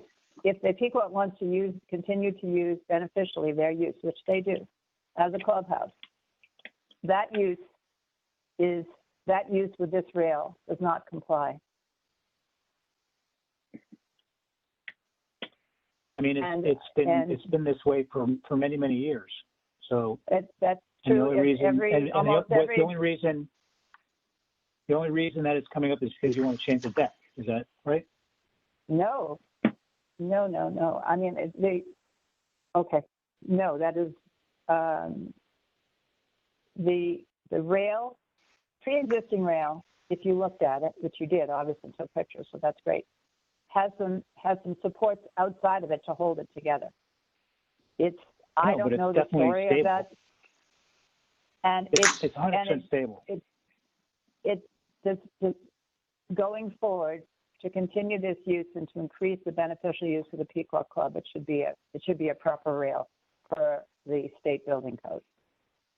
Within every consideration for historic proportion, the rail should be raised. And the openings smaller in a way that's perfectly harmonious. That's our proposal. Okay. But the town's not making you do it.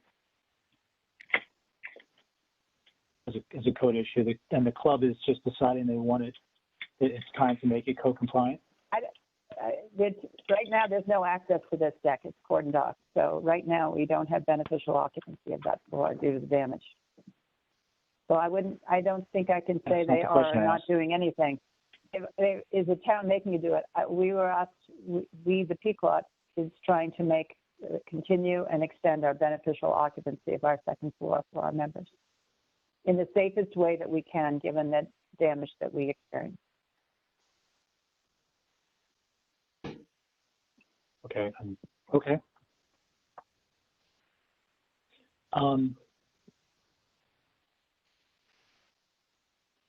Okay, well, that's all the questions I have, and comments I have. And I did not receive any letters in favor of this application, and I did not receive any letters against this application. So the hearing's closed. Thank you. Thank you. Okay. Thank you. All right.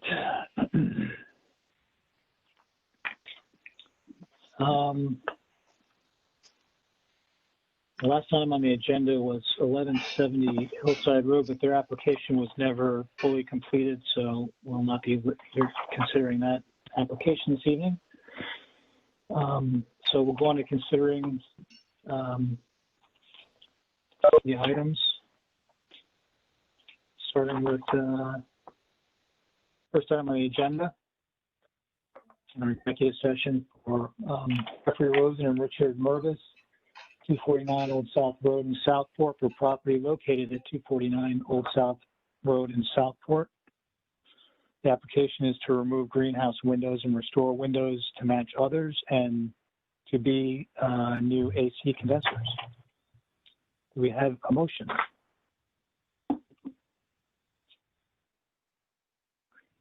And Jim will be voting on this application. And so Alyssa, just so you know, you can't, if you're not voting on the application during our deliberations, you can't speak about the application, okay?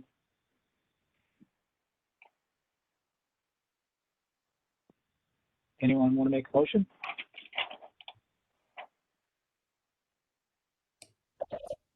I'll motion to accept the application as submitted. Okay. Darren Raymond Locke proposes. 2 seconds? Art will second it, Adam. Okay, Darren proposes and Art seconds. Discussion? Yeah, I just had one question. I had asked the presenter about the shutters, and she had indicated that the plan was to put shutters back in kind to match the adjacent windows once the those box bay windows are removed. And that, I don't know if that should be part of this application or if they should come back for another application for that. So I just would defer to you on that, Adam, because it is part of, she did mention it in the presentation that when she answered my question that they were gonna put shutters back. Yeah, that's a good So if question. that's the case, did we stipulate that in the motion? Okay, how would you like to stipulate? Stipulate that the shutters are not approved? Or that they're added to the application? Because it wasn't shown on the drawings and it wasn't described in the application. Yeah, I think we can't consider the shutters because it wasn't part of the application. Okay, I think that's correct. We can approve as presented, and if they want to come back for the shutters, they're going to have to, unfortunately. Okay. Okay. Any more discussion? Okay, all in favor? 1, 2, 3, 4, 5. All opposed? Motion passes unanimously. Next item on the agenda is Southport Congregational Church, 524 Pequot Avenue in Southport, for property located at 524 Pequot Avenue, Southport, for new metal railings. We have a motion, and George is voting on this application. I would make a motion to approve as submitted. Okay. I second. Is that Darren, seconds? Yes. Discussion? No discussion. All in favor?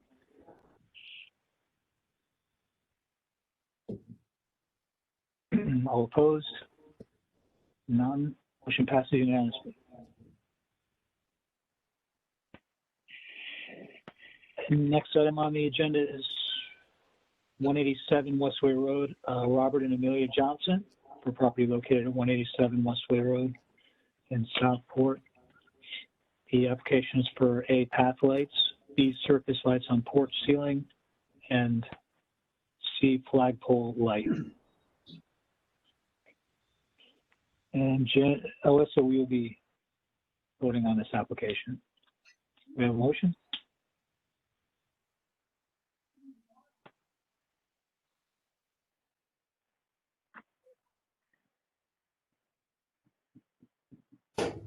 I motion to approve as submitted.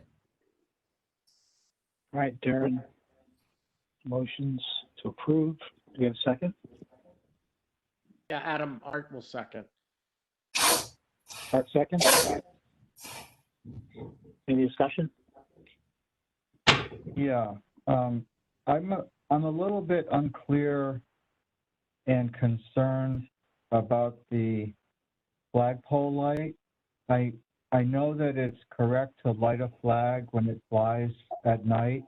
I just don't know what HDC's position is on lighting a flag at night in view of a public way.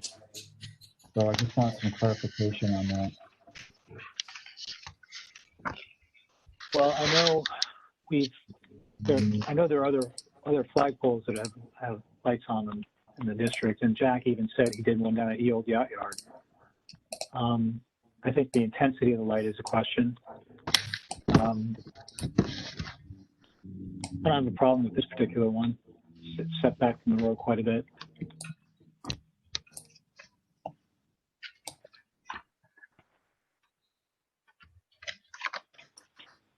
Okay. You want to look in the handbook and see if it says anything?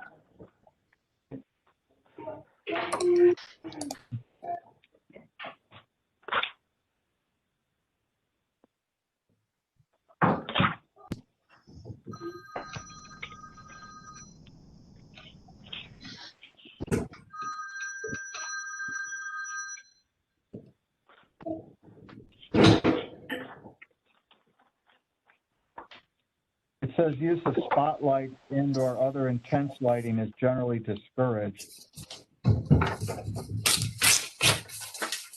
Yeah, for typical.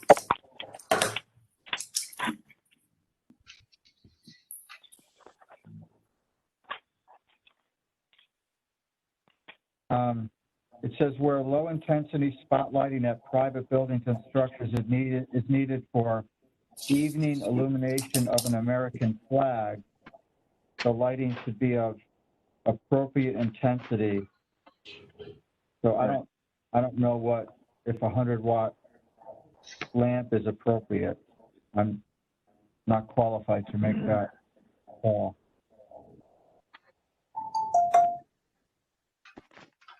I mean, I think it needs to be probably at least 100 watts to light a flagpole from the ground. Yeah, it is a lot of light for like maybe a sconce next to a door. I think an uplight like that would dissipate pretty quickly. So, any other discussion? All right, all in favor?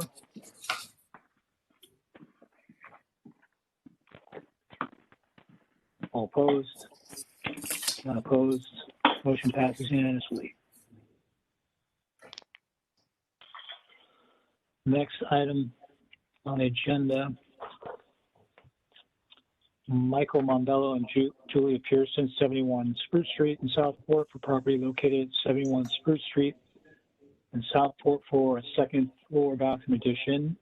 B, remove shutters on the rear yard. C, oil and stone driveway with steel edging. And D, bluestone stepping stones with grass joints. And Jim, you're going to be voting on this application. So do we have a motion? I'll make a motion to approve as presented. Okay, second. Let me second that.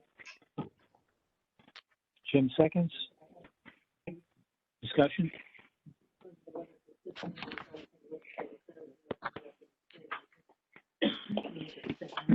No discussion?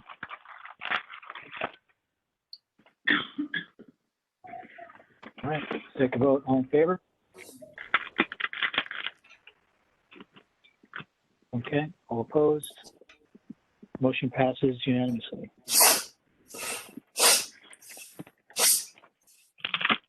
Next item, 114, what is it?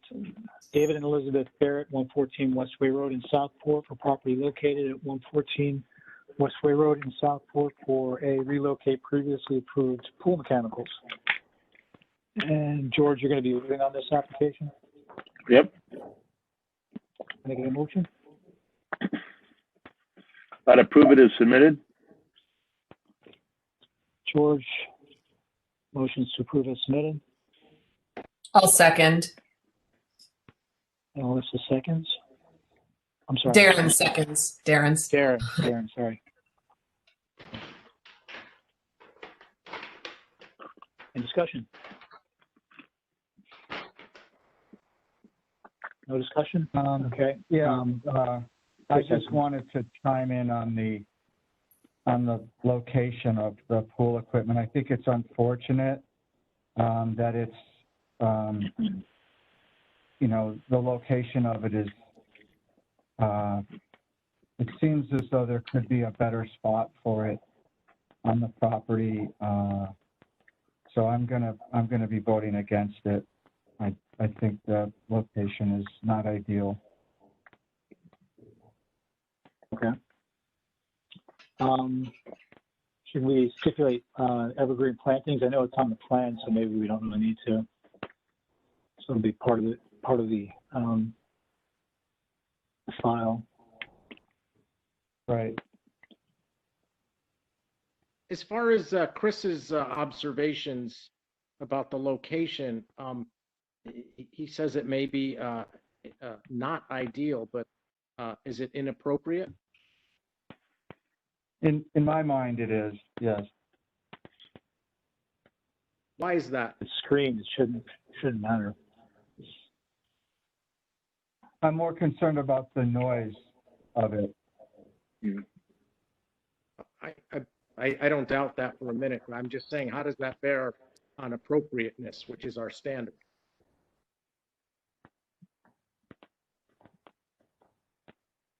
Well, you know, it talks about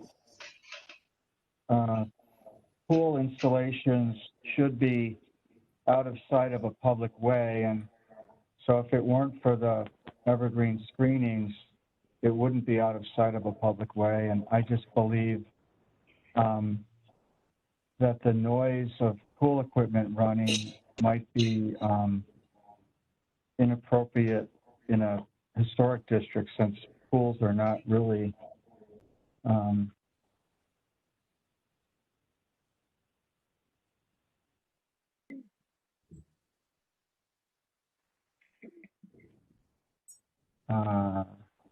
in the downtown, in the village. I think that there's I'm saying there might be a better spot for that equipment.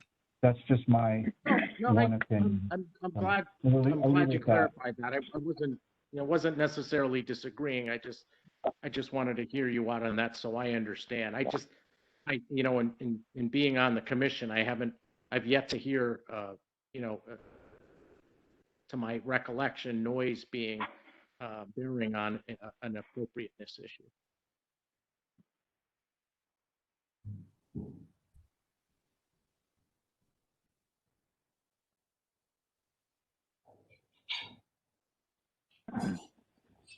That's all. Okay, any more discussion? Thank you, Chris. All right, let's take a vote. All in favor?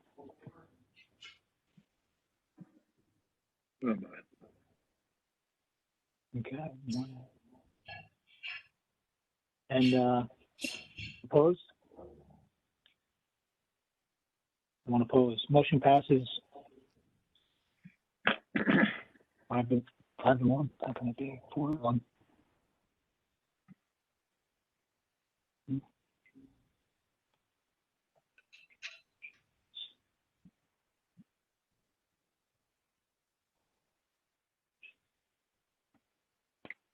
Okay.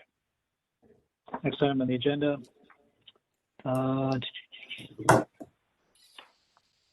Chris and Haley Milligan, 75 Old South Road in Southport. The property located at 75 Old South Road in Southport. And the application is for revised landscape lighting. And Alyssa, you'll be hearing on this application?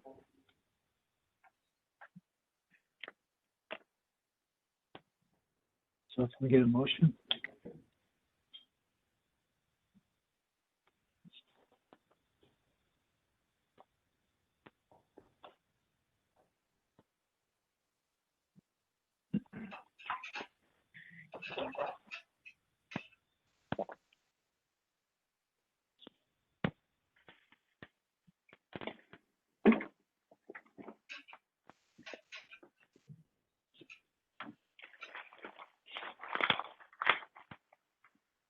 If we're going to need a motion to discuss it at the very least.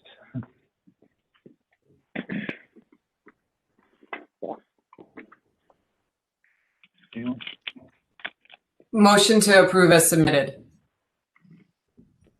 Okay, Darren, motions to approve as submitted. Second. I'll second it. Is that Alyssa? Yeah. Okay, Alyssa seconds. And discussion.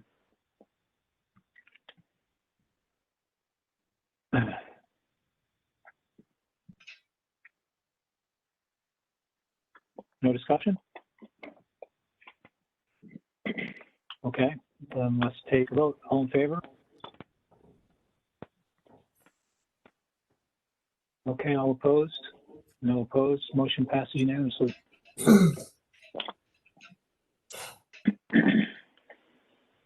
Next item on the agenda is Pequot Yacht Club, 669 Harbor Road in Southport, for property located at 669 Harbor Road in Southport. And George is recused on this application, and Jim and Alyssa will be voting. for A, a new cupola, B, new guardrail, and C, replace deck. Do we have a motion?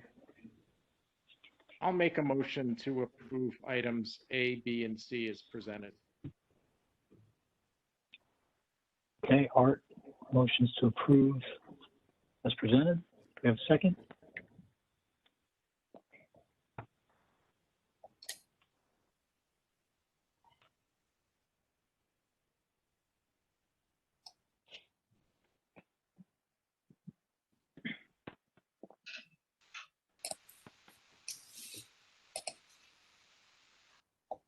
Second, anyone?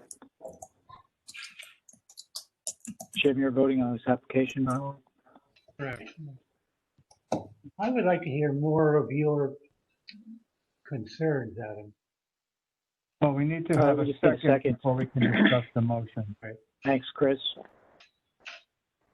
Sorry.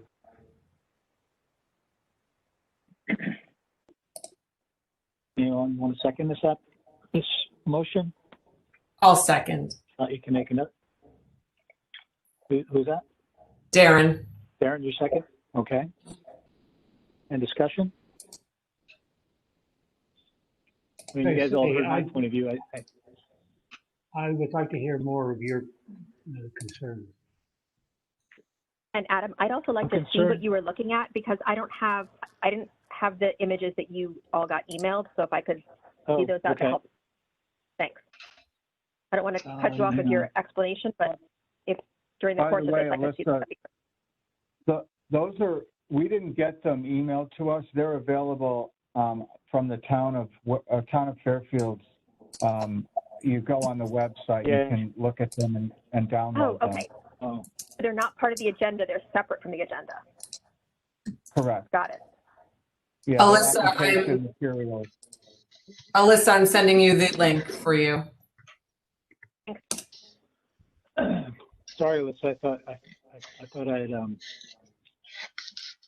explain that to you, but I guess I didn't.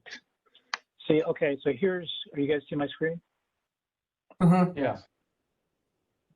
Okay, maybe what I'll do is open up two copies of this. I can.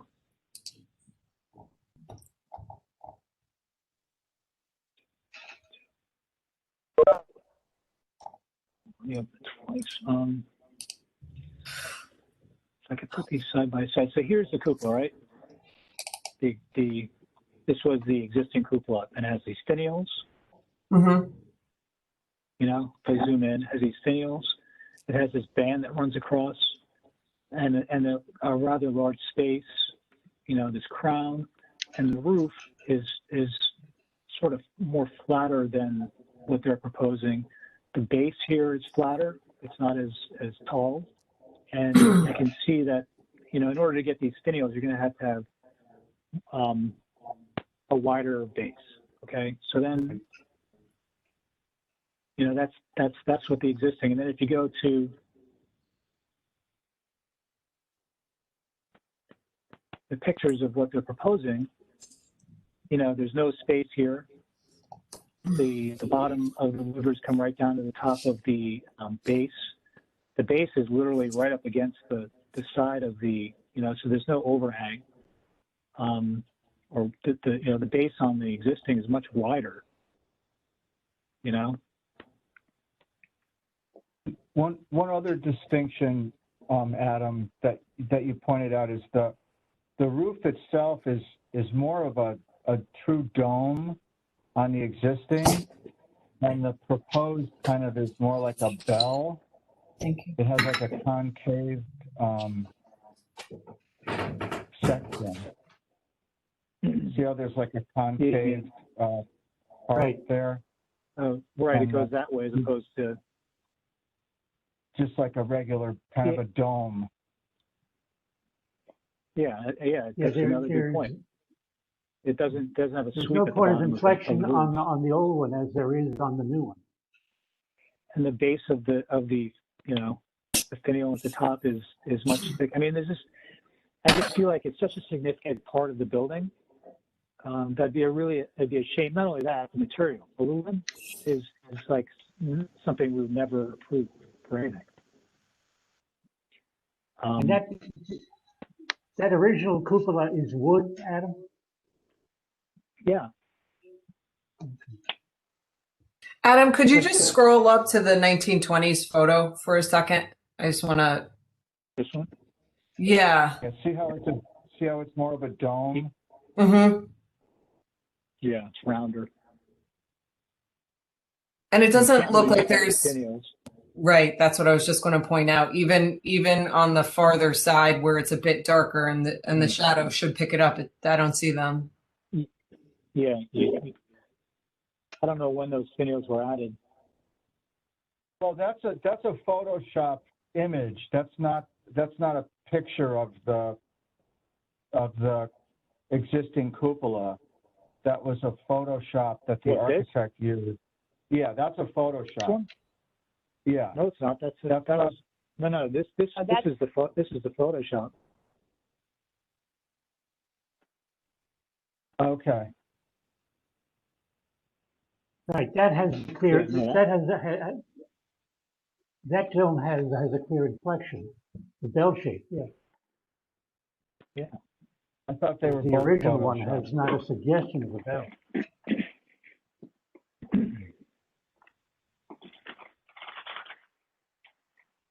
I have a question. Has the Historical District Commission approved cupolas in the past? Like, is there a precedent for approving cupolas that are sort of close to the original, but not 100% there? Well,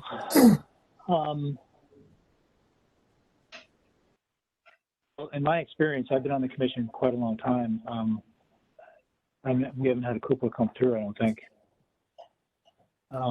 But in terms of, trying to replicate something that was damaged, I don't think it's crazy to have it a little bit off, but I mean, this misses the mark, quite a bit from my perspective. I mean, if I tried to redraw this just from this picture, I would do better than what they've done. This you're looking at now is not Photoshop, correct? This is real life? Not Photoshop. That's the existing. Or was the existing, it's not there anymore. Yeah. Right. And I'm sure if they took pieces of the damaged cupola, they could piece it back together and come up, figure out what this dimensions, all these dimensions, the crown. I'm sure they could piece it back together and figure out, how this thing, the dimensions of it. And I think it should be wood with a copper roof. This is just, it didn't occur to me to pull it before this meeting, but when this district was approved, cupola looked like, did it have the finials?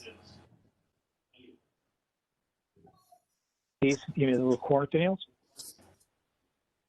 When this district was approved, when this building was put under local ordinance, is that the exact cupola that it had at that point, or were the finials not there yet? Were they a later addition that the HDC has approved? No, you see what I'm saying? I don't think they've done anything to this cupola since the historic district has been established. Okay, so that's the exact thing that was approved under the local ordinance, finials and all. Yeah. Okay. I think the materials, the aluminum and the copper, that's a legitimate issue. But just going back to what I said a few minutes ago, we're talking about discrepancies. We're talking about replicating the old one. We're not necessarily in that business. I haven't heard anything to the extent that the proposed replacement is inappropriate. I know you've accurately pointed out discrepancies and it didn't replicate it, but what is inappropriate about what was proposed as far as the cupola?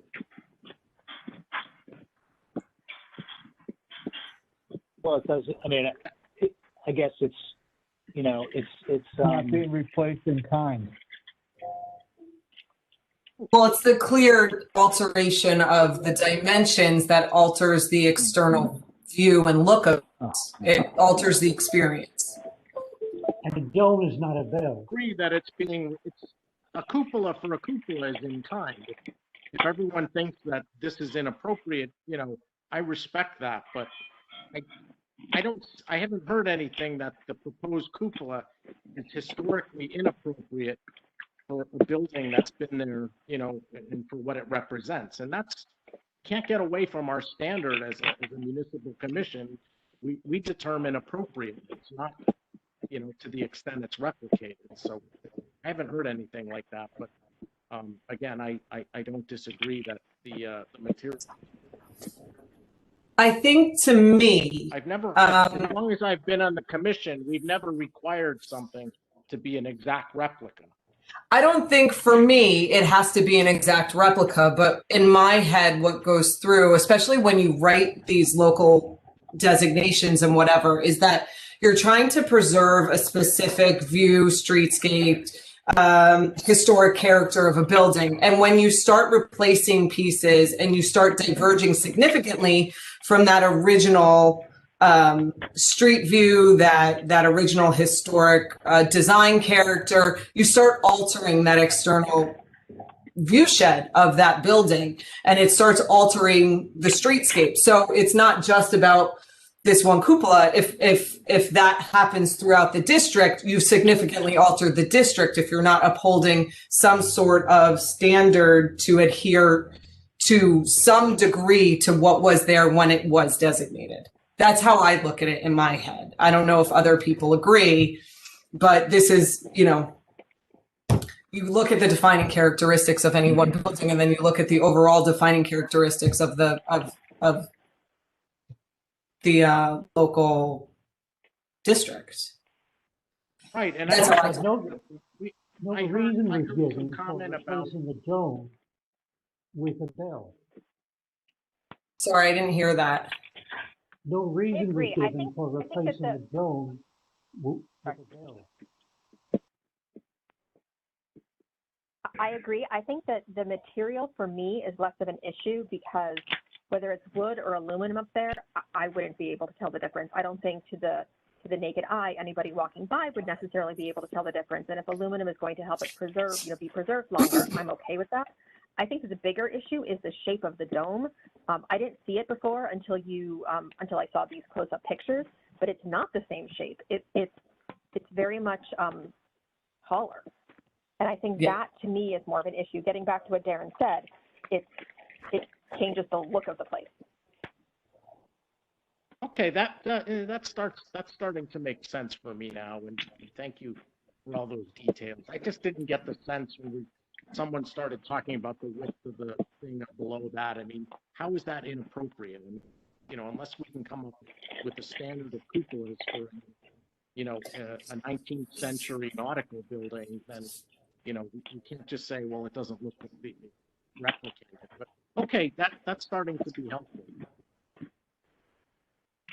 Glad we can help, Art. It is all about the scale and proportion of the cupola, and the details do matter. And the last thing I think I would want to do is approve a cupola that goes on this building, and when people drive by, they're going to say, "Oh my gosh, the cupola doesn't you know, the proportions of the cupola are off." The other thing that I think about too is that all architecture, all space is designed as, and it's the concrete manifestations of abstract ideas, thoughts, and directives, right? So by taking that cupola and changing it significantly, you're altering the original intent behind that building, behind that structure, behind that design. That's the other way to look at it too. And someone made a conscious decision to change a dome to a bell. What was behind that? What motivated that? The change of the seat of the roof. Who knows? No, the shape of the bell, I agree, is now that you point that out. That's important. Well, that's inside anyway. That's beyond purview.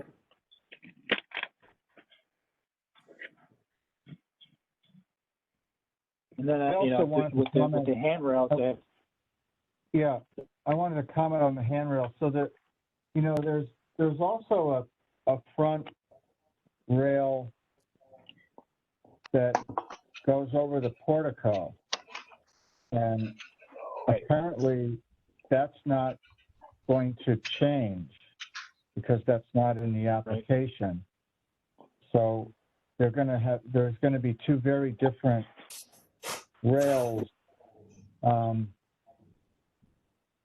you know, on the second story, the one over the portico, and then the guardrail at the porch. I just wonder what you guys think about that. Yeah, it has that extra cross. It has the extra cross on the inside of the squares. Oh no, that one has it. Oh, that's the rendering. Never mind. well, these on the right have you know, an X in the square, but then they also put some additional horizontals. I mean, I don't even know if that's for commercial building. I didn't think you could do horizontal rails like that. It's like a step. The proportions are also a bit off because if you look at the one that's over the portico, if that's the one we're measuring kind of by, those are squares. The other ones are rectangles, and it kind of looks a little bit discordant stylistically. Yeah, I agree. And again, these are wood railings now, and they want to replace them with steel. Right, aluminum. Yeah. I didn't hear what you said. They want to do steel on these. What's that? Don't like that? I mean, I don't know why they, you know. No, I don't. I don't think it's appropriate. The proportions of this handrail, this guardrail, you know, compared to what was there.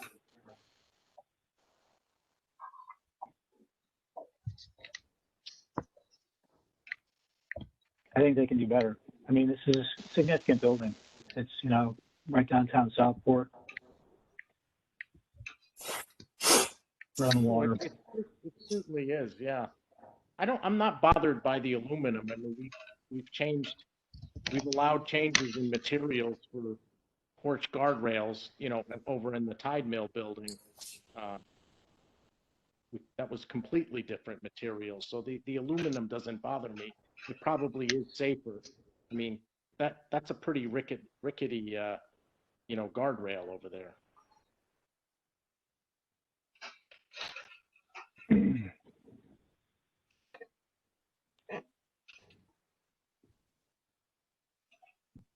I think it's the same issue as up top. I'm less concerned about the material, but now looking at this image with the existing railing and the new railing, they to me don't look enough alike to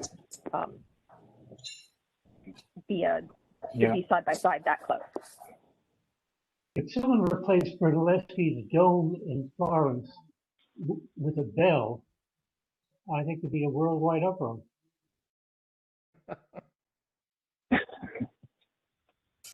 Yeah, good point. Okay. Are we ready to vote on this? Or do you guys want to have more discussion? Can you just remind me what the subsets are? Because I think we voted to approve A, B, and C. Was there a D as well? I don't have. Can you read them off? No, it's just for A, B, and C. A is a new cupola. B is new guardrail, and C is replaced deck. So to approve the entire application as submitted, essentially. Correct. That's what the motion is at the moment. Got it. I just got confused, like if there was a D that I was forgetting about. Adam, since I made the original motion, can I amend that motion post discussion? Of course, you can make a friendly motion. We just close out the old motion first, though. So I will. You can amend the motion on the table. Okay. So the original motion is withdrawn, and I'll amend the motion after the discussion to deny items A and B without prejudice and to approve item C.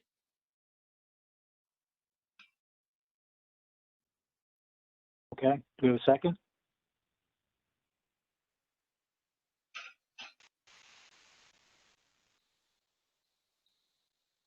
I'll second. I second the original one too. All right, Darren seconds. Yeah.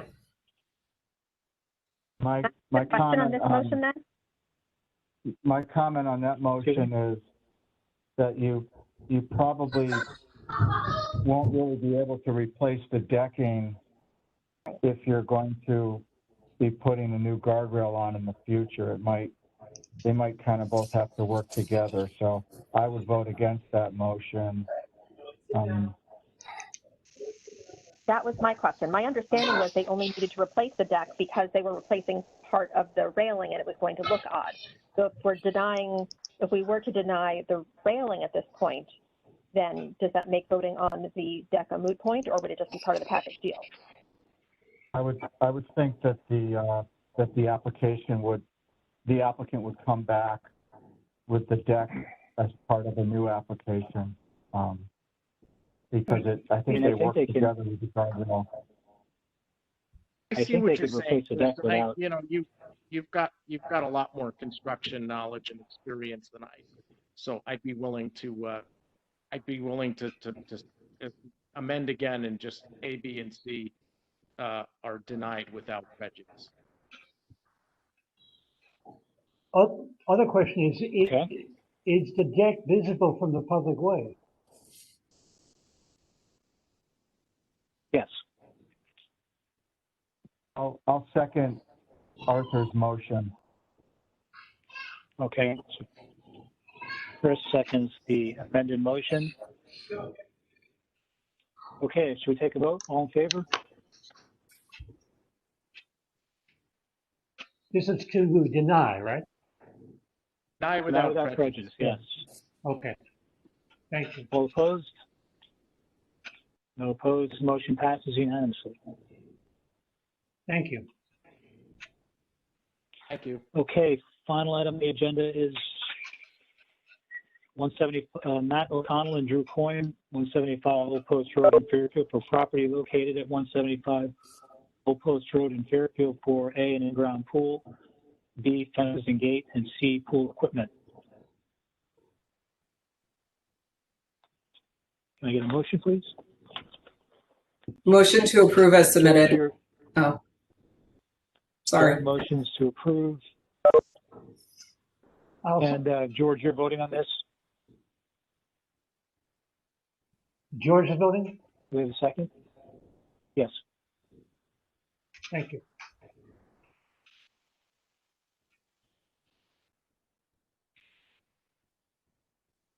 So we have a motion to approve as presented. Do we have a second?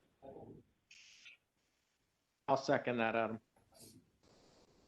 Art seconds. Discussion?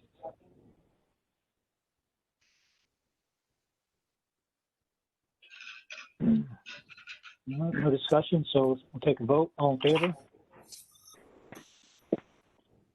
All opposed? No opposition, so the motion passes unanimously. All right. And moving on.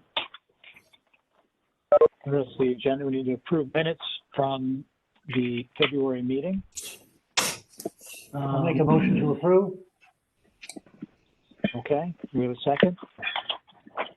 Second. That's Jim makes a motion to approve, and Darren makes a motion to second.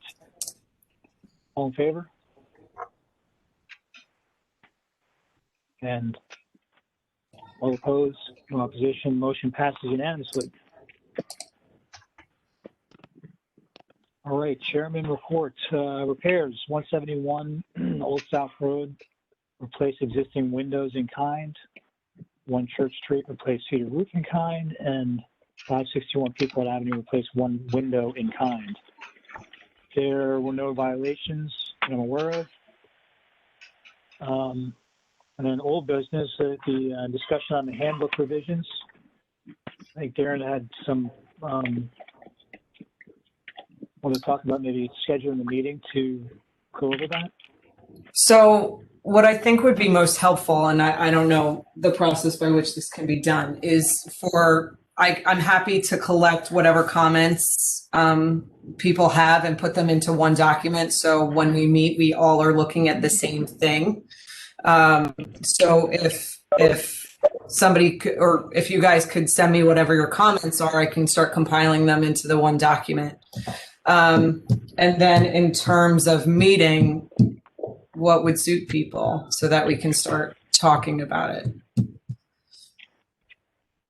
You want to form a handbook subcommittee, or do you want to have the whole commission be involved? Whichever people feel most comfortable with. I think most people wanted to be involved with the handbook, if I remember correctly from last time. So if it's the entire commission, it's the entire commission. Yeah, I think whoever wants to join in can join in and take on whatever they want to take on. Can I ask a clarifying question? Is this a perfunctory review that has to happen every X number of years, or is it just you feel like it's time? Like, what is the impetus for revising the handbook? There are a few items in the handbook that just need more clarification that have come up over the years, like painting brick is one, for instance. So yeah, and because Darren has a professional background in historic preservation and working with historic district commissions and stuff, that she's offered to look through it as opposed to getting someone else to do it. We have a professional on our team, so that's great. Thanks for clarifying. Yeah, and you might want to get involved in learn, because then you'll get more intimate with our handbook. Part of the reason I'm doing it too. I haven't been here much longer than you. So I'm happy to proceed however people feel most comfortable. If you want to do a subcommittee, we can do that. If everybody just wants to join in, I'm fine with that too. I really do feel strongly that we should have one document we're all looking at the same time to avoid confusion. Yeah, I agree. Okay, well, I'm not sure how to proceed. I mean, I guess if people have, who's interested in working with you? I mean, I think Rosina, Art, and Chris all said that they were interested. I can't remember who else. Okay. Add my name to that too, Darren. Yeah. So, I think I'd. Jim. I don't remember. I just remember having conversations. That's all right, Darren. No problem. Okay. Nothing personal, I promise. But we've as we've been on this commission for the last few years, we've run into like the building that was painted and unpainted. Right? I think there are good points that we should recall and clean up. Right? That's the plan. Absolutely. There's always things that can be clarified more. And especially when the handbooks, once you get past 10 years, then it's always good to have a second look at it. You also have to think about LED lighting, because LED lighting I don't think was ever considered before. But now you can think about, Calvin, the different specs in the LED lighting, which would give better direction to our homeowners, which would stop some sometime redo. Since it's 6:40, could we have table that and have a separate meeting on the handbook items and just keep moving forward and not talk about lighting now? I'm sorry, Chris. That's okay. Okay. Just trying to stimulate thought. Yeah, I want to go home. I am home. Good for you. All right, so I guess the last thing we need to do is,